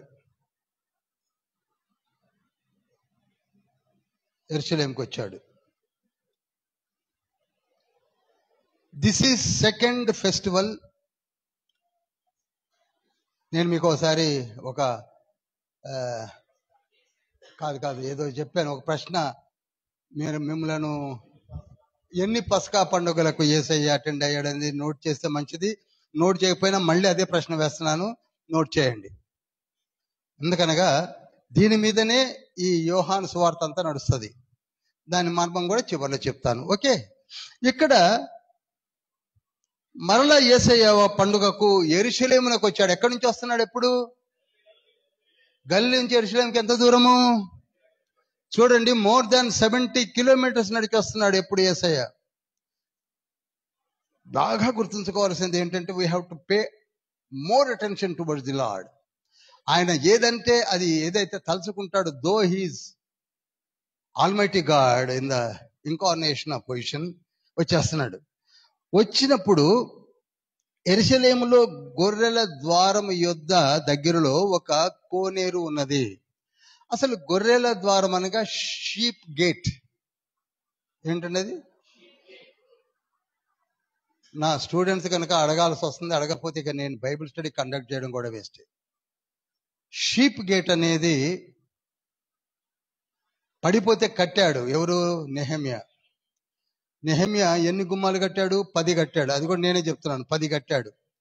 10లో ఉత్తరాన ఉన్నటువంటి ఫస్ట్ గేటే షీప్ గేట్. ఆ గొర్రెల గుమ్మము అని ఎందుకు పేరు పెట్టారో తెలుసా? చెప్తారా? అందులో నుంచి గొర్రెలను తీసుకొని లోనికి వస్తారు, అందులో నుంచి గొర్రెలను తీసుకొని బయటికి పెడతారు. దాని ఇతివృత్తాంతం అంతా కూడా నెహెమ్యాలో చెప్పాను నేను. ఎంతమంది గుర్తుందో నాకు తెలియదు. అయితే దానికి దగ్గరలోనే ఒక కోనేరు ఉన్నది. ఏముందండి?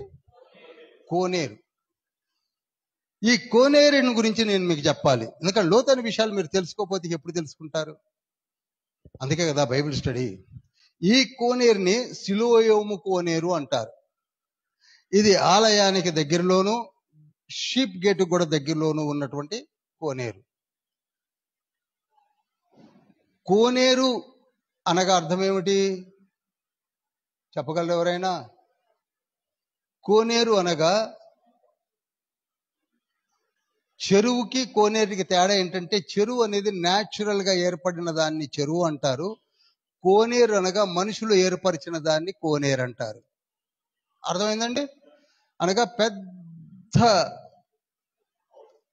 ఒక భూమిని చాలా వరకు తవ్వి అందులో నీళ్ళని ప్రిజర్వ్ చేయడానికి ఏర్పరిచేదాన్ని ఏమంటారు? కోనేరు అంటారు. కోనేరు. చెరువు న్యాచురల్ గా ఉంటుంది, అందులో నుంచి ఊరతా ఉంటాయి. ఈ కోనేరు అర్థమవుతుందండి అందరికీ? సబ్జెక్ట్ చెప్తూ వెళ్తున్నాను, టైం వచ్చింది కనుక. ఈ కోనేటిని తవ్వించింది ఎవరో కాదు, హిజ్కియా రాజు. నోట్ చేయండి. ఎవరు? నాకు తెలిసి 20 మంది యూదులలో 2 మంచోళ్ళు ఉన్నారు. ఒకతని పేరు హిజ్కియా, ఇంకొక అతని పేరు చెప్పాలి ఎవరు? నాకు హోషియా లాగా వినపడితే యోషియా. వీళ్ళిద్దరు మంచివాళ్ళు. ఈ హిజ్కియా ఏం చేశాడంటే, పైనుండి అనగా మోరియా కొండకు పైన ఒక చిన్న చిట్టి కొండలో నుంచి నీరు ఊరి అది కిందకి ప్రవహిస్తూ ఉన్నాయి. దానినే ఊట అంటారు కదండి. ఏమంటారు? ఊటే కదా. ఆ నీరు ఊట, చిన్న ఊట బయలుదేరి ప్రవహిస్తూ ప్రవహిస్తూ పెద్ద కాలువలాగా తయారైంది. దానిని హిజ్కియా చూసి పెద్ద కాలువను తవ్వించి దాన్ని తీసుకొని ఆలయానికి దూరములో ఒక కోనేరును తవ్వించి అందులో కలిపాడు. అందుకే యేసుక్రీస్తు ప్రభు వారు కూడా పుట్టి గుడ్డివానికి కళ్ళు తెప్పించడానికి మట్టిని రాసి అందులో పోయి కడుక్కోమని చెప్పింది గుర్తుంది కదా మీకు ఇన్సిడెంట్ అంతా. ఆ కోనేరు అదే. ఇప్పుడు ఇంకొక మర్మాన్ని చెప్తాను, బాగా నోట్ చేసుకోండి. అక్కడున్న ఆలయాన్ని కూల్చగొట్టేశారు. ఎవరనగా అరబ్బుల పాలైపోయి డోమ్ ఆఫ్ ది రాక్, జాగ్రత్తగా వినండి, డోమ్ ఆఫ్ ది రాక్ ను కట్టుకొని, చెప్పేటప్పుడు సబ్జెక్ట్ మాట్లాడకండి, నేను డిస్టర్బ్ అవుతాను. నోట్ చేసుకోండి గబగబా, తర్వాత మాట్లాడుకోండి. డోమ్ ఆఫ్ ది రాక్ ను కట్టుకున్నారు. కట్టుకొని అటువైపు వాళ్ళు, ఇటువైపు వీళ్ళు మిగిలిపోయారు. ఇప్పుడు ప్రపంచమంతా కూడా, ఎందుకంటే మీకు చాలా ప్రదేశం ఉంది కదా యెరూషలేములో, మీరు పెద్ద ఆలయం కట్టుకోవచ్చు కదా అని అన్నప్పుడు వీళ్ళకి ఏమిటంటే, ఏ సెల అయితే అక్కడి నుంచి వస్తుందో, నీటి సెల వస్తుందో అది మాది, అది లేకుండగా ఈ కోనేరుని మేము ఆక్యుపై చేయలేము కనుక అక్కడ నుంచి ఆ ప్రాంతం మాకు కావాల్సింది, అక్కడనే గుడి కడతామని కూర్చున్నారు. అర్థమైంది కదండి ఇప్పుడు. కనుక అందుకే మేము ఇక్కడ కట్టాలంటే ఎప్పుడో కట్టేవాళ్ళం, అక్కడ నుంచి మాకు కావాలి. అందుకు అర్థమైందండి. అందుకు ఖచ్చితంగా కింగ్ సాల్మన్ ఏ ప్రదేశంలో అయితే కట్టాడో ఆ ప్రదేశాన్ని అంతా వీళ్ళు ఆక్యుపై చేస్తారు. అక్కడ బ్లూ ప్రింట్ రెడీగా ఉంది. హెజ్కేల్ గ్రంథం 40, 41, 42, 43 అధ్యాయాల ప్రకారంగా అద్భుతంగా 30 గదులతో, విజిటర్స్ హాల్స్ తో, అద్భుతమైన 15 మెట్లతో అద్భుతంగా కట్టేస్తారు. ఎప్పుడు? నియర్ బై ఫ్యూచర్ లో. అది కట్టడమే ఆలస్యము, ప్రపంచ పరిస్థితులన్నీ మారిపోతాయని ప్రకటన గ్రంథంలో చెప్తున్నాను. ఇప్పుడు మీకు అర్థమైందా? ఆ కోనేరు ఇప్పుడు ఎవరి పరమై ఉన్నది? కోనేరు పరమై లేదు, కానీ కోనేరుకు వచ్చే వాటర్ వాళ్ళ పరంలోకి వెళ్ళిపోయింది.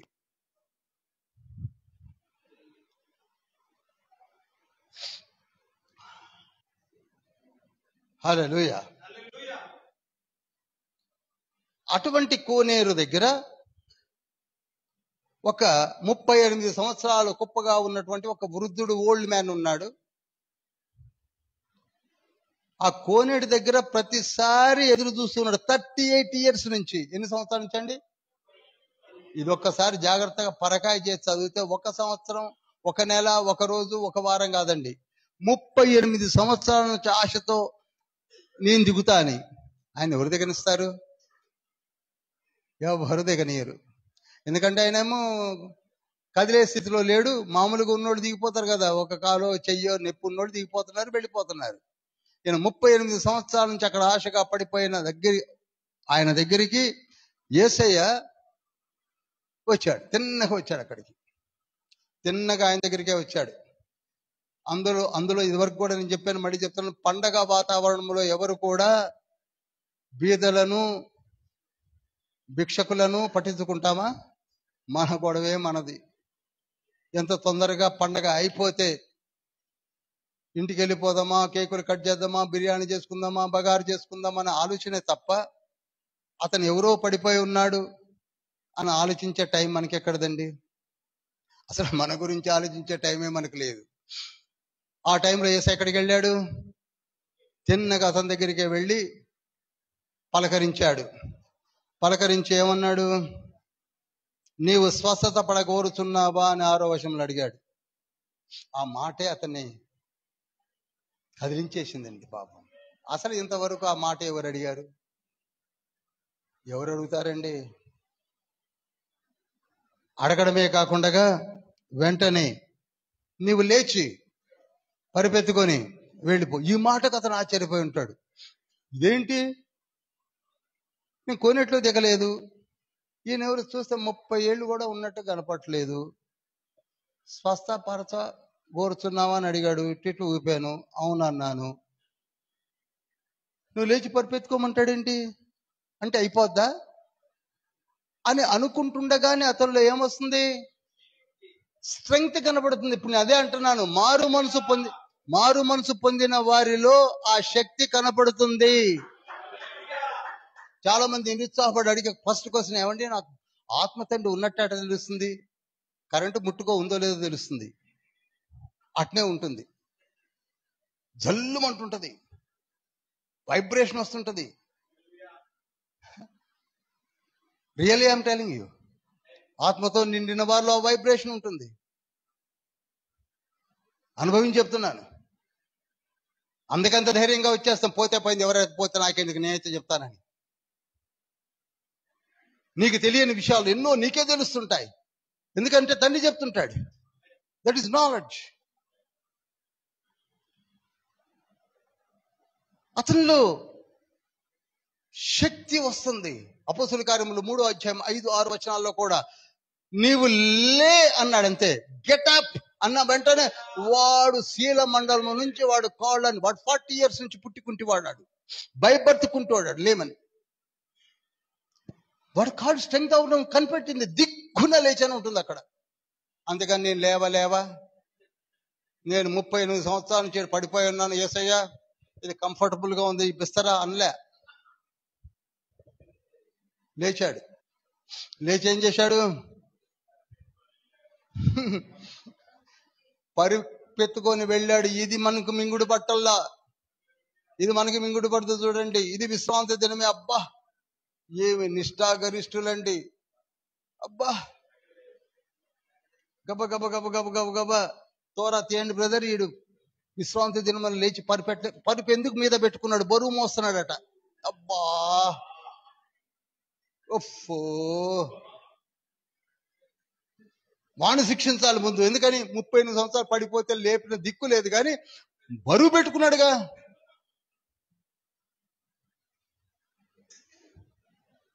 అది మన ప్రేమ. మనమే తక్కువడం కాదండి. వాడు ఇవన్నీ నాకు తెలియదు, నన్ను లెమ్మన్నాడు, నేను లేచి ఎత్తుకోమన్నాడు, ఎత్తుకున్నాను, పోతున్నాను, మీకు ఏదైనా ప్రాబ్లం ఉంటే ఆయన చెప్పుకోండి అన్నాడు, మాట్లాడుకుంటూ పోతున్నాడు. అప్పుడు యేసయ్యను పట్టుకున్నారు. యేసయ్యను పట్టుకొని, విశ్రాంతి దినమున నువ్వు లేపకూడదని నీకు తెలవదా? విశ్రాంతి దినమున నువ్వు లేపకూడదని నీకు తెలియదా అంటే యేసయ్య ఏం చేశాడు? రివర్స్ లో వాళ్ళని అటాక్ చేయడం మొదలు పెట్టాడు. చూడండి, యేసయ్య సమాధానం మనం వింటే, జాగ్రత్తగా చదివితే ఏమంటున్నాడు చూడండి. ఏమంటున్నాడు యేసయ్య చూడండి. అయితే యేసు, నా తండ్రి ఇదివరకే పని చేయుచున్నాడు, నేను చేయుచున్నానని వారికి విత్తనం ఇచ్చాను. పిచ్చోళ్ళారా, నేను చెప్పడం కాదు, నా తండ్రి చెప్పాడు, నేను చెప్పాను అంటున్నాడు. ఇప్పుడు మీరు అడగాల్సింది నన్ను కాదు, ఎవరిని? రివర్స్ లో చెప్తాడు తండ్రి. అటాకింగ్ అంతే రివర్స్ లో ఉంటుంది. నా తండ్రి పని చేస్తున్నాడు, నేను చేయుచున్నాను. వీరికేంటి కోపం? అసలు విశ్రాంతి దినము మీరుటేగాక తండ్రితో సమానంగా చేసుకున్నాడని వారికి ఇంకా కోపం వచ్చింది. అప్పుడు యేసయ్య 19వ సంవత్సరం. కాబట్టి యేసు వారికి ఇట్లు ప్రత్యుత్తరం ఇచ్చెను, తండ్రి ఏది చేయుట కుమారుడు చూచునో అదే కాని తనంతట తాను ఏమియు.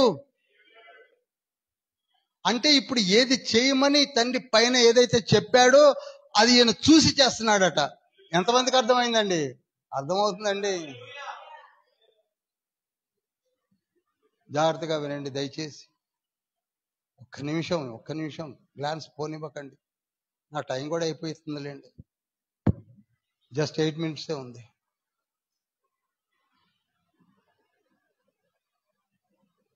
తండ్రి కుమారుని ప్రేమించుచు తాను చేయి వాటి నెలను ఆయనకు అగుపరుచుచున్నాడని మీతో నిశ్చయముగా చెప్పుతున్నాను. అంటే మీరు అనుకోవచ్చు, లేదు నేను చూస్తే చేస్తున్నాను. ఇది కాపీ కొట్టేవాళ్ళకి బాగా తెలుసు. ఆ ఎదురు కూర్చున్నాడు అరిచి, వాడు చూపించకపోతే ఇక్కడికి కనపడదు. చూపించకపోతే ఎంత గొడవ చేస్తారో తెలిసిందా? స్టూడెంట్స్ బాగా తెలుసు. ఒకసారి ఆ ఎదురు కూర్చున్నోడు వెనక, అరే డాష్ లో ఏం పెట్టాలో చెప్పరా అంటే వాడు అన్నాడు, జాగ్రత్తగా విన్నాడు. వాడు ఏమనంటే ఎల్లో అన్నాడు. ఏమన్నాడు? ఏం పెట్టాలట? Yellow colour. మీ తెలుసుగా, స్పెల్లింగ్ చెప్పరా అంటున్నాడు.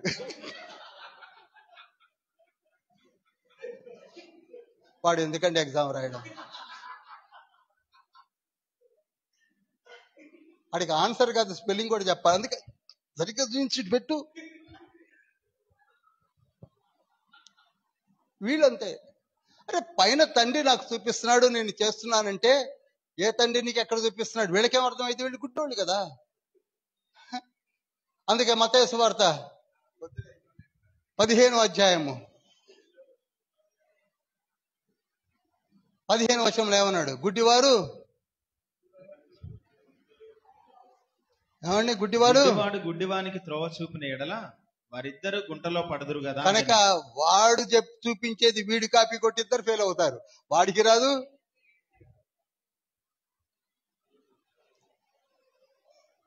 వాడు YELOW అని రాశాడు, వీడు అదే.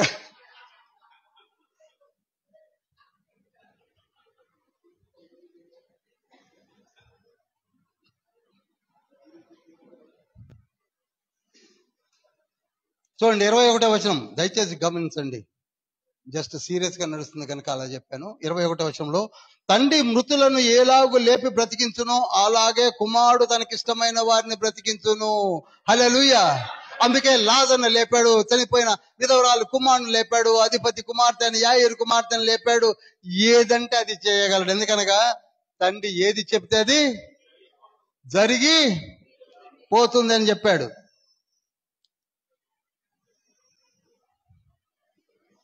తీర్పు తీర్చే అధికారం కూడా నాకున్నది అన్నాడు.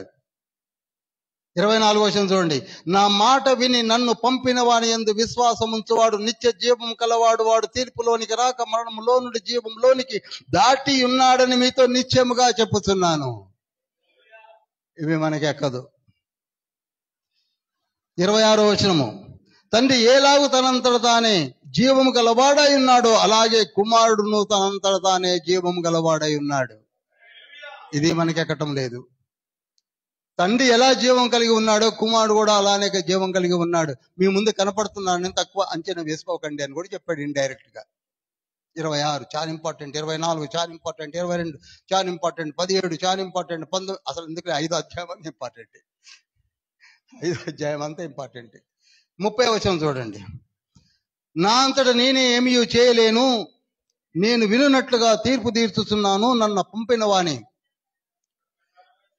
గాని నా ఇష్ట ప్రకారం చేయగోరను. ఏది చేసినా తండ్రి చెప్పిందే నేను చేస్తున్నా. హల్లెలూయా, హల్లెలూయా.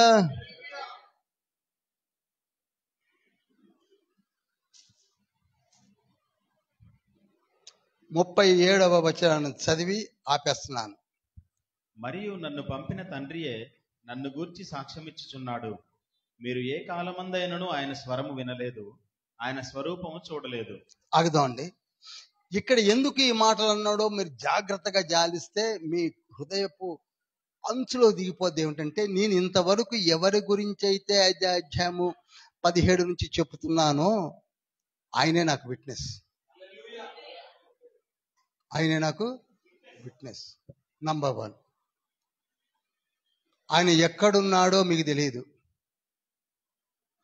ఆయన సమీపింపరాని తేజస్సులో అమరత్వం కలవాడే చాలా దూరంలో ఉన్నాడు. ఆయనను మనుషులలో ఎవ్వరూ చూడలేదు, చూడనేరరు. ఫస్ట్ క్లాస్లోనే బోర్డు మీద వేశాను. ఆయన నన్ను గురించి సాక్ష్యం ఇస్తున్నాడు. జాగ్రత్తగా వినండి. ఎవరి గురించి ఎవరు సాక్ష్యం ఇస్తున్నారు? ఎవరిని ఎవరైతే చూడలేరో ఆయనే నన్ను గూర్చి సాక్ష్యం ఇస్తున్నాడు. మీ ఏ సాక్ష్యం చెప్పినా మీరు నమ్మరు, కానీ ఆయన సాక్ష్యాన్ని కూడా మీరు నమ్మాలి కదా. నేను మీకు చెప్తున్నది ఏంటంటే 5, 37, 38, 39 బిగినింగ్ లో 2001లో ఈ లేఖనమే నన్ను మార్చింది. హల్లెలూయా. ఈ లేఖనమే త్రిత్వము వైపు నన్ను తీసుకొని పోయింది 2001లో. నేను 2001 నుంచి నేటి వరకు తొందరపడలేదు. ఈనాడు తొందరపడ్డట్టుగా అందరు తొందరపడ్డట్టు పడలేదు. I went on searching for the Trinity. అక్కడ త్రిత్వం ఆరంభమవుతున్నది. యేసయ్య చెప్పుతున్నది ఇక్కడనే. ఎవరి గురించి అయితే నేను చెప్పానో చెప్పుతున్నానో ఆయనని ఎవ్వరూ చూడలేదు, కానీ ఆయనే నన్ను గురించి సాక్ష్యం ఇచ్చాడు. ఆయన గురించి చెప్పాలంటే నేను తప్ప మరెవ్వరూ చెప్పలేరు. ఎవ్వరూ చెప్పలేరు, నేనే చెప్పాలి.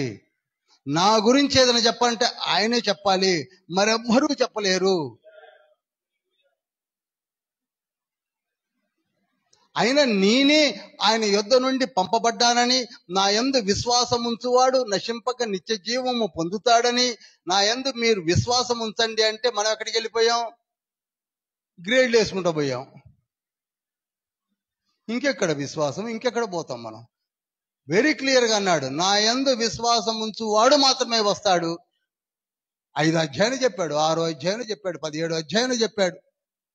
ఎక్కడ చెప్పడం లేదు? మనకెక్కడం లేదు. ఆయన గురించి మోషేనే చెప్పాడు. మోసెస్ తోరాలో రాశాడు కదా. 18వ అధ్యాయం 16వ వచనంలో ద్వితోపదేశ కాండము అదే మాటను పేతురు కూడా చెప్పాడు కదా. అపోస్తుల కార్యములు 3వ అధ్యాయం 22వ వచనంలో ఆ ప్రవక్తే యేసయ్యని, ఆయనే ఈయనని.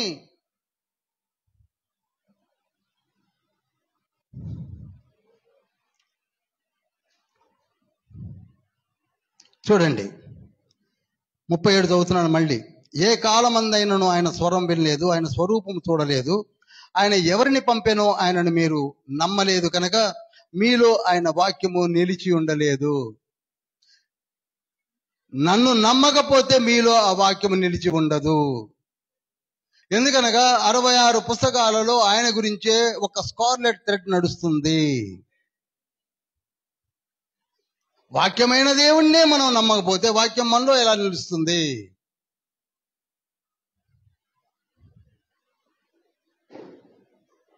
40వ వచనము, ఆ వాక్యమేలే నన్ను గూర్చి సాక్ష్యం ఇచ్చుచున్నవి.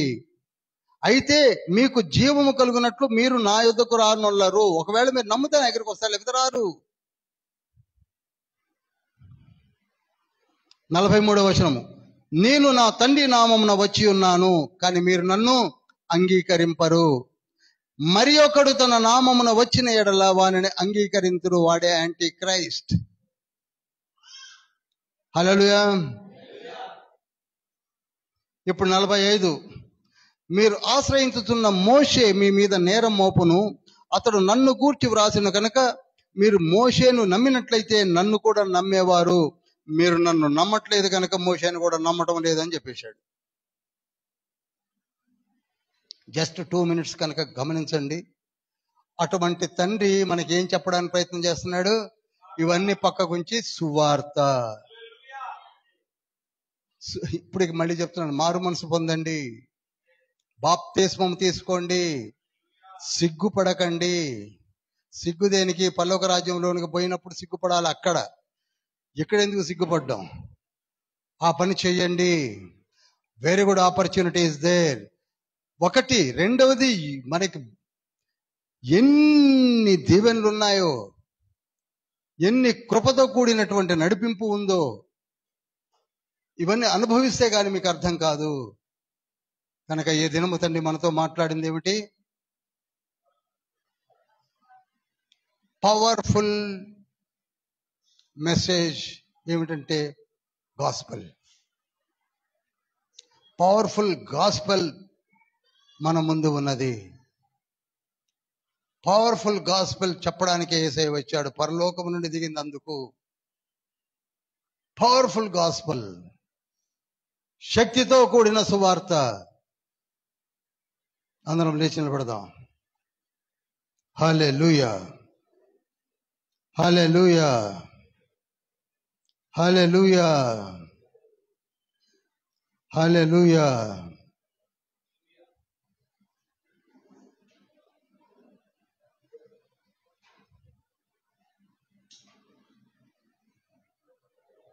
అందరం లేచి నిలబడదాం.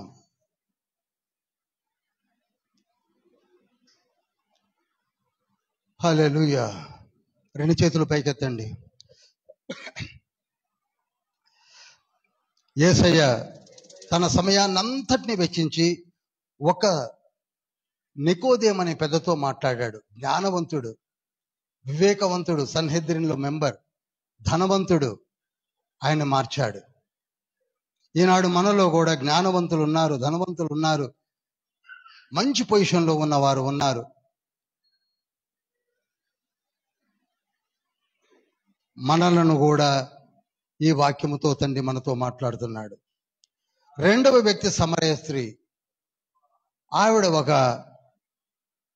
అజ్ఞానురాలని చెప్పవచ్చు, చదువు లేని స్త్రీ అని చెప్పవచ్చు, 5 భర్తలను మార్చిన స్త్రీ అని చెప్పవచ్చు. ఏమీ తెలియని ఒక మామూలు స్త్రీతో కూడా తండ్రి ఒక పూటంతా గడపడానికి సిద్ధపడ్డాడు. అంత మంచి తండ్రి మనకున్నాడు. ఒక అధికారి, లూకాసు వార్త 18వ అధ్యాయంలో ఉంటుంది. ఒక అధికారి, ధనవంతుడైన అధికారి. అతను ఎవరండి? ధనవంతుడైన అధికారి. ధనవంతుడైన అధికారి. ఇదిగో నీవు ధనమును వదిలివేసి రమ్మన్నప్పుడు అతను వ్యసన పడుతూ వెళ్ళిపోయాడు. అదే 19వ అధ్యాయం సీక్వెల్ గా ఉంటుంది. నీవు నేడు నీ ఇంటికి వస్తానంటే ఆయన ఏమీ మాట్లాడకుండానే అంతా వదిలివేయడానికి సిద్ధపడ్డాడు. అది సీక్వెల్. అక్కడ 18లో ఒక అధికారి ధనవంతుడై ఉండి యేసయ్యను అనుసరించలేకపోయాడు. ఇంకొక ట్యాక్స్ కలెక్టర్ అనే మంచి ఉద్యోగం కలిగిన వాడు యేసయ్య పిలుపునందుకొని మారు మనసు పొంది పరలోక రాజ్య వారసమును పొందుకున్నాడు. మరి మనతో తండ్రి అదే మాట మాట్లాడుతున్నాడు. ఆ సువార్తను మనకు ఈనాడు అనుగ్రహించాడు. కానీ మనం ఆ సువార్తలను పట్టించుకోవటం లేదు. నేను ఎందుకు అంటున్నాను అంటే, బాధపడవచ్చు. బాధపడడం కంటే ఈ ఏజ్లో, అందుకే గలతీయులు రాసిన పత్రిక 1వ అధ్యాయం 10వ వచనంలో, నేను మనుషుల దయను సంపాదించుకోవడానికి రాలేదు, దేవుని దయను సంపాదించుకోవడానికి వచ్చారని పరిశుద్ధుడైన పౌలు పలికిన మాటలు మనలో మనమందరము కూడా ఆలోచించాలి. ఇక్కడ మొహమాటాలు లేవు. We want only salvation. మనకు కావలసింది రక్షణ. తండ్రి 3 చెప్పాడు. 1 విగ్రహారాధన వదిలివేయండి, 2 వ్యభిచారం వదిలివేయండి, 3వది పాపములను వదిలివేసి రక్షణ పొందండి. హల్లెలూయా, హల్లెలూయా. మీరు వెలిగించబడండి. ఇదిగో జీవాహారం నేనే అన్నాడు, మార్గము నేనే అన్నాడు, ఇదిగో నేనే వెలుగు అన్నాడు, నేనే మమ్మలను పరలోక రాజ్యానికి తీసుకొని వెళతాను, నాలో ఆ శక్తి ఇమిడి ఉన్నది, నన్ను నమ్మినట్లయితే పరలోక రాజ్యంలోనికి గ్యారంటీగా వస్తారని చెప్పాడు. మరి సువార్తను మీరు ఎప్పుడు మారు మనసు పొంది వెలిగించబడి అనేకులను వెలిగిస్తారో ఈ సువార్తను ప్రకటించమని చెప్పాడు. ఒడ్డు చేరిని ఎదుట నిల్చినప్పుడు రక్షక ఒక్క ఆత్మనైనా తేక సిగ్గుపాడి పోదునా. ఒడ్డు చేరిని నిలిచినప్పుడు రక్షక ఒక్క ఆత్మనైనా తేక సిగ్గుపాడి పోదునా. ఒక ఆత్మనైనా నేను రక్షింపక యేసువా, ఒక ఆత్మనైనా నేను రక్షింపక యేసువా, వట్టి చేతులతో నిన్ను దర్శించుట, వట్టి చేతులతో నిన్ను దర్శించుట తగునా. ఆత్మలందు వాంఛలేక సోమరులై కాలము వ్యర్థపరచువారానాడు చింత తోడ నిల్పురు. ఒక ఆత్మనైనా నేను రక్షింపక యేసువా, ఒక ఆత్మనైనా నేను రక్షింపక యేసువా, చేతులతో నిన్ను దర్శించుట తగునా, వట్టి చేతులతో నిన్ను దర్శించుట తగునా. యేసువా నా స్వరక్షణ నిశ్చయంబు అయినదే, అయిన ఫలితంబు చూడ కష్టపడనైతినే. ఒక ఆత్మనైనా నేను అందరం కలిసి పాడాలండి, అందరం పాడాలి. ఒక్క ఆత్మ రక్షించలేము, బ్రతికెందుకు? రక్షింపక యేసువా, వట్టి చేతులతో నిన్ను దర్శించుట. Yes, you have to work hard. Run for the salvation. వెళ్ళండి, ప్రకటించండి. మన ఎదురు యేసయ్య వచ్చాడు, రక్షకుడు వచ్చాడు. కాలమెల్ల గడిచిపోయెన్ మోసపోతి, గడిచినాటి కాలమైతే గడిచినాను రాగదే. ఒక ఆత్మనైనా, ఇంకా అందరూ పాడలేకపోతున్నారు ఎందుకు? పాడండి.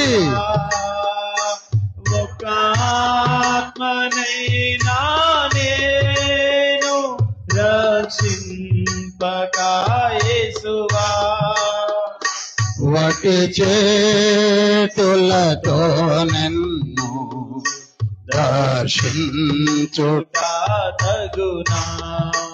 హల్లెలూయా, హల్లెలూయా.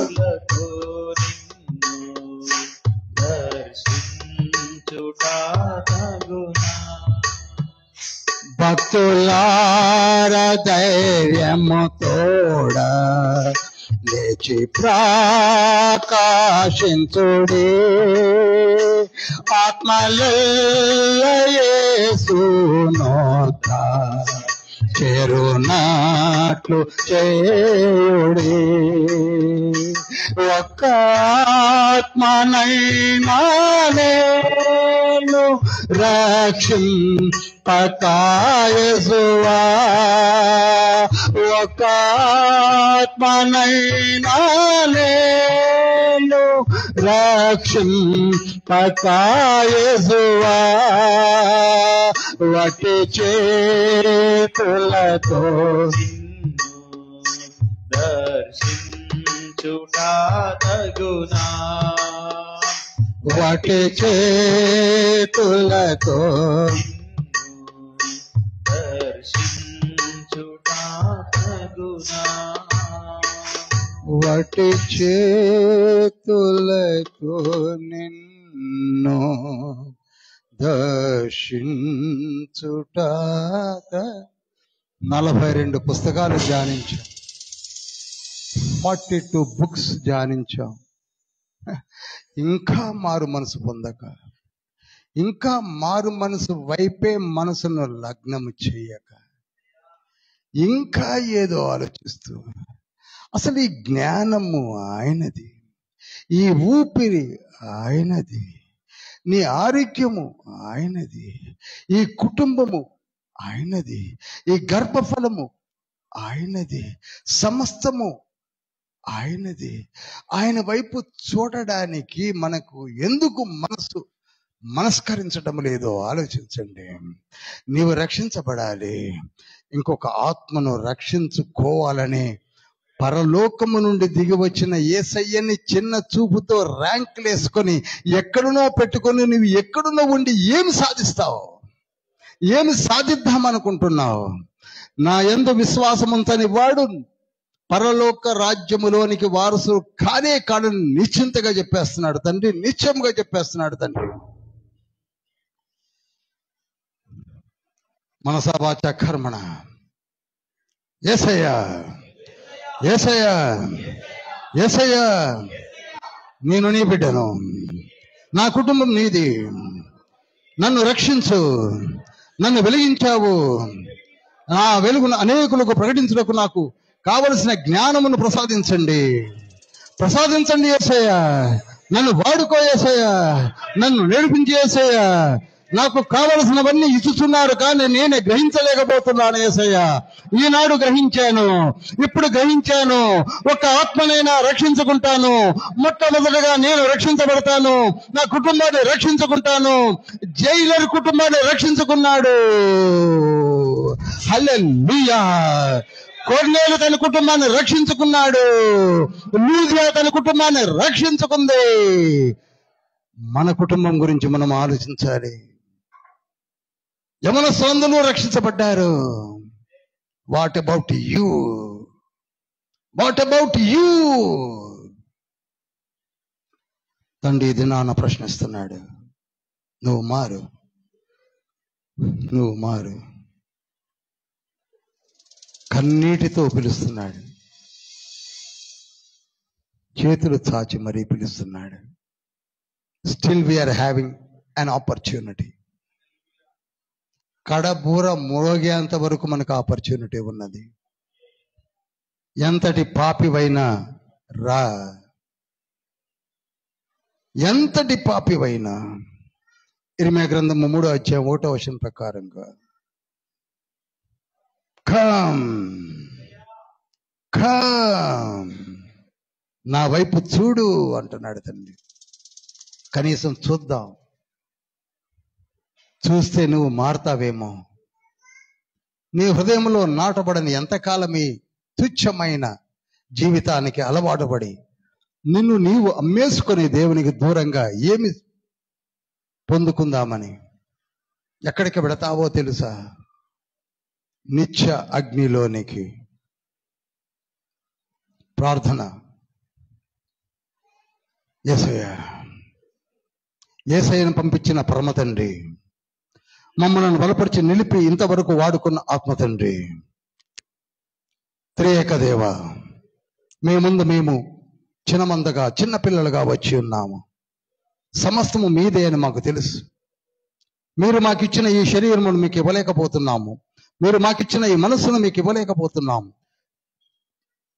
కానీ ఈరోజు ఒక తీర్మానం తీసుకుంటున్నాం. మీ పాదములు చాలు, మీ వెలుగు చాలు, మీరే మాకు కావాలి. యేసయ్యా, మీరే మాకు కావాలి, మీరే మాకు కావాలి, మీరే మాకు కావాలి. ఈ చిన్ని ప్రార్థన మీ బంగారు పాదములకు చేర్చుకోండి. బైబిల్ స్టడీని దీవించి ఆశీర్వదించండి. వర్షాభావం ఉన్నప్పటికీ మీరు తీసివేసి చల్లని చక్కటి వాతావరణం వినిపింపు చేసిన గొప్ప తండ్రి, స్తోత్రములు, స్తోత్రములు, స్తోత్రములు. యేసయ్య, సంఘమును, సంఘ కాపరిని, వారి కుటుంబమును దీవించండి. సంఘ పెద్దలను ఆశీర్వదించండి. ఇట్టి కార్యముల కొరకే దూర ప్రాంతములో నుంచి మా మధ్యలోనికి నడిపించబడిన వారు, మరి ముఖ్యముగా యవనస్తులు, యవన స్త్రీలు అలనాడు సమర్పణ జీవితంతో సమర్పించబడి ముందుకు అనేకులను రక్షించుకున్నారు. వృద్ధులు సైతము, అహరోను, మిర్యాము, మోజెస్, అన్న, సుమయోను, దిగ్గజం లాంటి ఆత్మపూర్ణులు కూడా మారి అనేకులను రక్షించారు. మాకు కూడా ఆ గొప్ప దీవెన అనుగ్రహించండి. మమ్మల్ని పేరు పేరున ముట్టి తిరుగు ప్రయాణంలో దీవించి ఆశీర్వదించమని యేసయ్య పరిశుద్ధ నామంలో అతి వినయంతో వేడుకుంటున్నాం పరమ తండ్రి. ఆమెన్. పరలోకమందున్న మా తండ్రి, నీ నామం పరిశుద్ధపరచబడిన గాక, నీ రాజ్యం వచ్చును గాక, నీ చిత్తం పరలోకమందు నెరవేర్చబడినట్టు భూమి అందు నెరవేర్చబడిన గాక. మానుదిన ఆహారం నేడు మాకు దయచేయం. మా అపరాధము చేసిన వారిని క్షమించున్న ప్రకారం మా అపరాధం క్షమించు. మమ్మల్ని శోధన నుండి ఏకాదృష్టిని తప్పించు. ఎందుకనగా రాజ్యము, శక్తి, మహిమ నిరంతరం నీవై ఉన్నవి తండ్రి. ఆమేన్. యేసుక్రీస్తు ప్రభు వారి కృపయో, తండ్రి అయిన దేవుని ప్రేమయో, పరిశుద్ధాత్మని యొక్క సహవాసం సదా మనకును సార్వత్రిక సంఘమునకు ప్రపంచమునకు తోడై నేడై ఉండును గాక. ప్రభేశక్తమే జయం, ప్రభేశనామే జయం, ప్రభేశక్తమునికే సంపూర్ణ విజయం కలుగును గాక. Praise the lord.